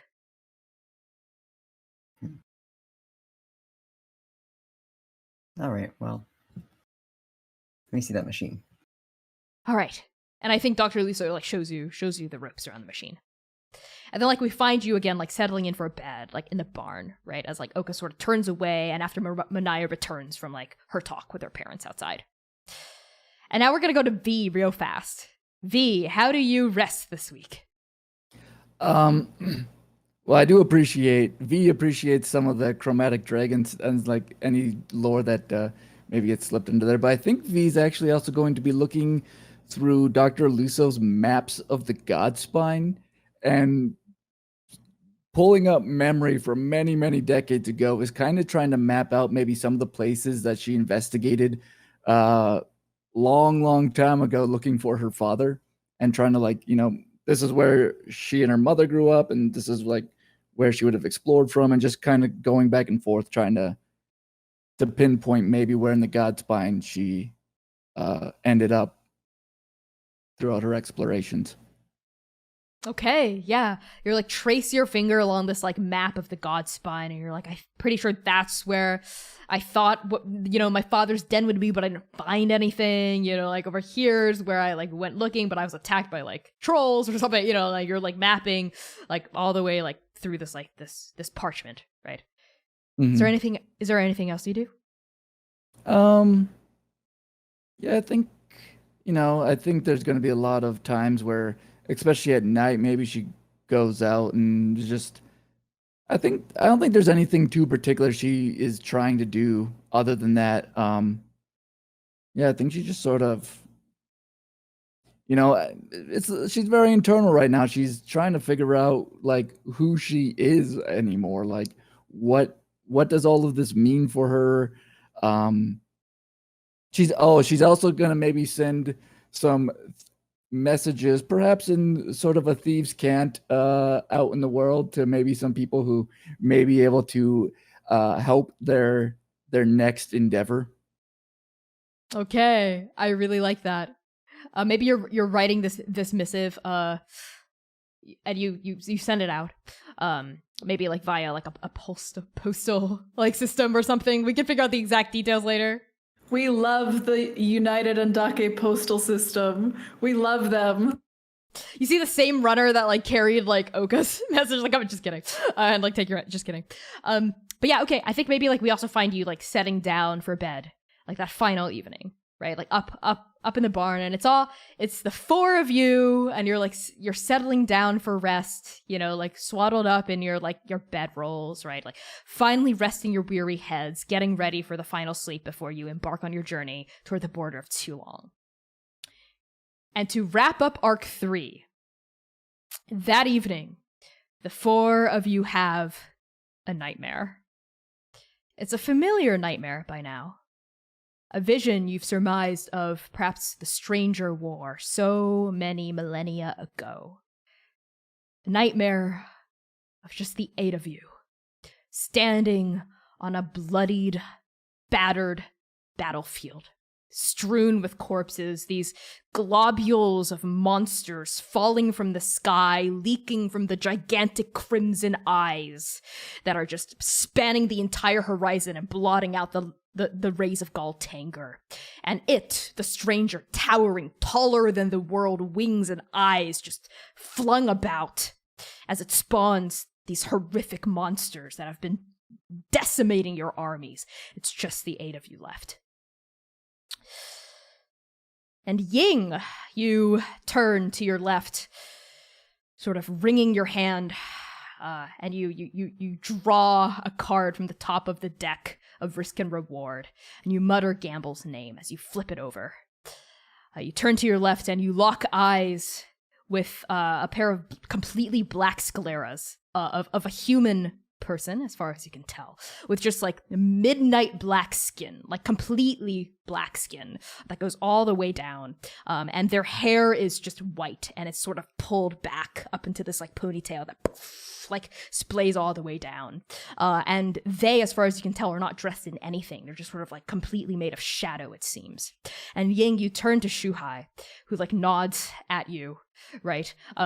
And they sort of like make a hand gesture, and like some sort of wheel spins open, like a wheel of light spins open in the middle of their chests, as the edges of their shadowy form begin to transform as they start to grow, get elongate, and like grow these horns, right, and like grow multiple legs as they start to turn into like a ginormous shadow dragon. And Shuhai sort of lifts into the air and starts like flying toward one of these eyes, passing by Ikaika, this sort of like bearded dwarven woman, who is sort of like, I think she's like falling through the atmosphere, like wielding a leomano, which is sort of like a shark tooth like weapon, and she's like like shouting as she like bam like hits the ground with like a massive force, and like I think a crater is created where she lands, as she just like completely destroys like just like a group of shadow beasts with this like giant like shark tooth weapon like slamming into the ground. And from where she created this like massive crater, a literal like tidal wave surges out from under her feet and like washes away like the remains of these shadow creatures. And then all of you hear a clopping of hooves as Karvach gallops past Ikaika, a tall, like tattooed centaur woman, who sort of like just makes like a gesture with her hands, and she just says "Sunshot," and this like a bow of just like magical golden energy appears out of nowhere in her hands, and you don't see arrows, but she like pulls on this invisible bowstring, and arrows appear in her hands, 3 of them, as she lets them all go with this unerring accuracy, and they pierce the iris of like a eye just like floating in the sky, and like the iris like wobbles, and then the eye explodes. And Karvach, as she's galloping along, she goes, "Behind you, Ikaika," and like sort of snipes like a big lumbering like umber hulk that was like about to like slam down on Ikaika, and Ikaika goes, "Hey, thanks, Karvach." And Karvach lets out "So they can be killed. Take out the eyes. That's the weak spot." Poof, and they like let out more arrows. And I think that's when poof, the 4 of you jolt awake from that dream, and we enter Arc 4. So thank you, everybody, for tuning in to the final episode of Arc 3 of Transplanar RPG. Woot woot! I've been Connie, your GM and executive producer, pronounced they, he, and she. You can find me on Twitter, itch, Patreon at by Connie Chong. We are taking a break next week, so we will not be streaming next Saturday to just take a break from Arc 3, but we will be back the final Saturday of August. That is Saturday, August 28th at 3 p.m. U.S. Central Time with our Arc 3 interlude, a heist, a smuggle, as our PCs try to get into Too Long in the first place, and to help them on their heist is going to be guest star Jasper from the incredible, the infamous Three Black Halflings podcast. We're so excited to have Jasper on board with us as our guest star. Please tune in for that. Mark your calendars, Saturday, August 28th at 3 p.m. U.S. Central Time. With that, I'm going to pass along our introductions to Lyra. You're muted. I am so gay. I am so gay. Hello, everyone. My name's. Hi, Hello, gay. everyone.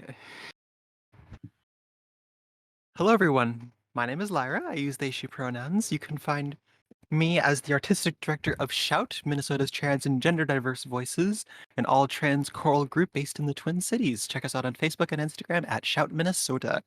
I stream here on Twitch once in a blue moon at Rika Honda. That's Rika, and then Honda, like the car company. I can't sign very well. And that's it for me. Who's this lovely little lady below me? It's me, Erica. She, her pronouns, and I played Vinox Scherzo. I too do the Twitch streaming at 2:30 p.m. Central on Mondays. My next stream. I don't know what I'm gonna do. I never know what I'm gonna do. So come check out. We'll have some laughs. We'll be ridiculous, and who knows what kind of debauchery I'll get into. Max, close yourself out. Hey, it's me, Max. I go by they, them pronouns. You can find me on Instagram and Etsy at Stitchmonger, where I do like pride flags. I make pride flag mess. And also other things like dress shirts. So I'll pass it to C. Hi y'all, my name is C. I played Oka. Just kidding. You can find me drawing very trans, very queer art of mostly this campaign on Twitter, Instagram, and Tumblr at PieSharpArt. You can also find me sometimes streaming at pie_sharp. It's almost interlude time, baby. It's almost Arc 4 time, baby. That means new headshots. That means new art. So check it out on Twitter. Retweets feed me as an artist. So thank you for that, for those of you who do. Check it out. And I'll pass it back to Connie for our raid. Okay, so funny. I'm gonna cancel the raid for Critical Bard because he said, OMG, don't raid us, we were ending. I was about to raid you. Yeah, with like 200 Oh my God. viewers. Oh, with 200. Oh my God, I need to respond. Oh my God, CB. LOL, we are about to end. Let's raid Mermaid Royale. Let's raid Mermaid Royale. Okay, I am going to raid someone else, I suppose. Mermaid Royale are they online right now? Yes. They are playing Dead by Daylight. Okay, Jude. We're gonna raid Jude. Jude is playing Dead by Daylight. They're awesome. Start that raid. Happy birthday, Jude. Happy birthday, Jude. And thank you. Also, toss Critical Bar to follow if you're not following them. They're amazing. They do D&D. They do just video games. They're great. They're so charismatic. And they were one of our guest stars for Arc 1 interlude. So we may be biased, but I think we only have good guest stars. Our guest stars are stellar and we love them all. Critical Bard was amazing. And yes. Also check out Critical Bard on Twitter and YouTube. They made a video recently, some content recently talking about what's happening with Twitch. So if you're a little confused about why we're doing things a little bit differently, they explain it very well. Heck yes. We love Critical Bard, and we also love Jude, who's Mermaid Royal. So let's give Jude a follow. We're going to rate them. They're great. Thank you for tuning in. We will see you the last Saturday of August with the beginning of Arc 4 with our Arc 3 interlude. Wow, what an arc. We love you all so much. Thank you for all of your support. We really cannot do this without you. All of our patrons, all of our subs, people, our Twitch subs, everyone who's donated, etc. I'm going to wrap it up. We love you all so much. Peace. Goodbye.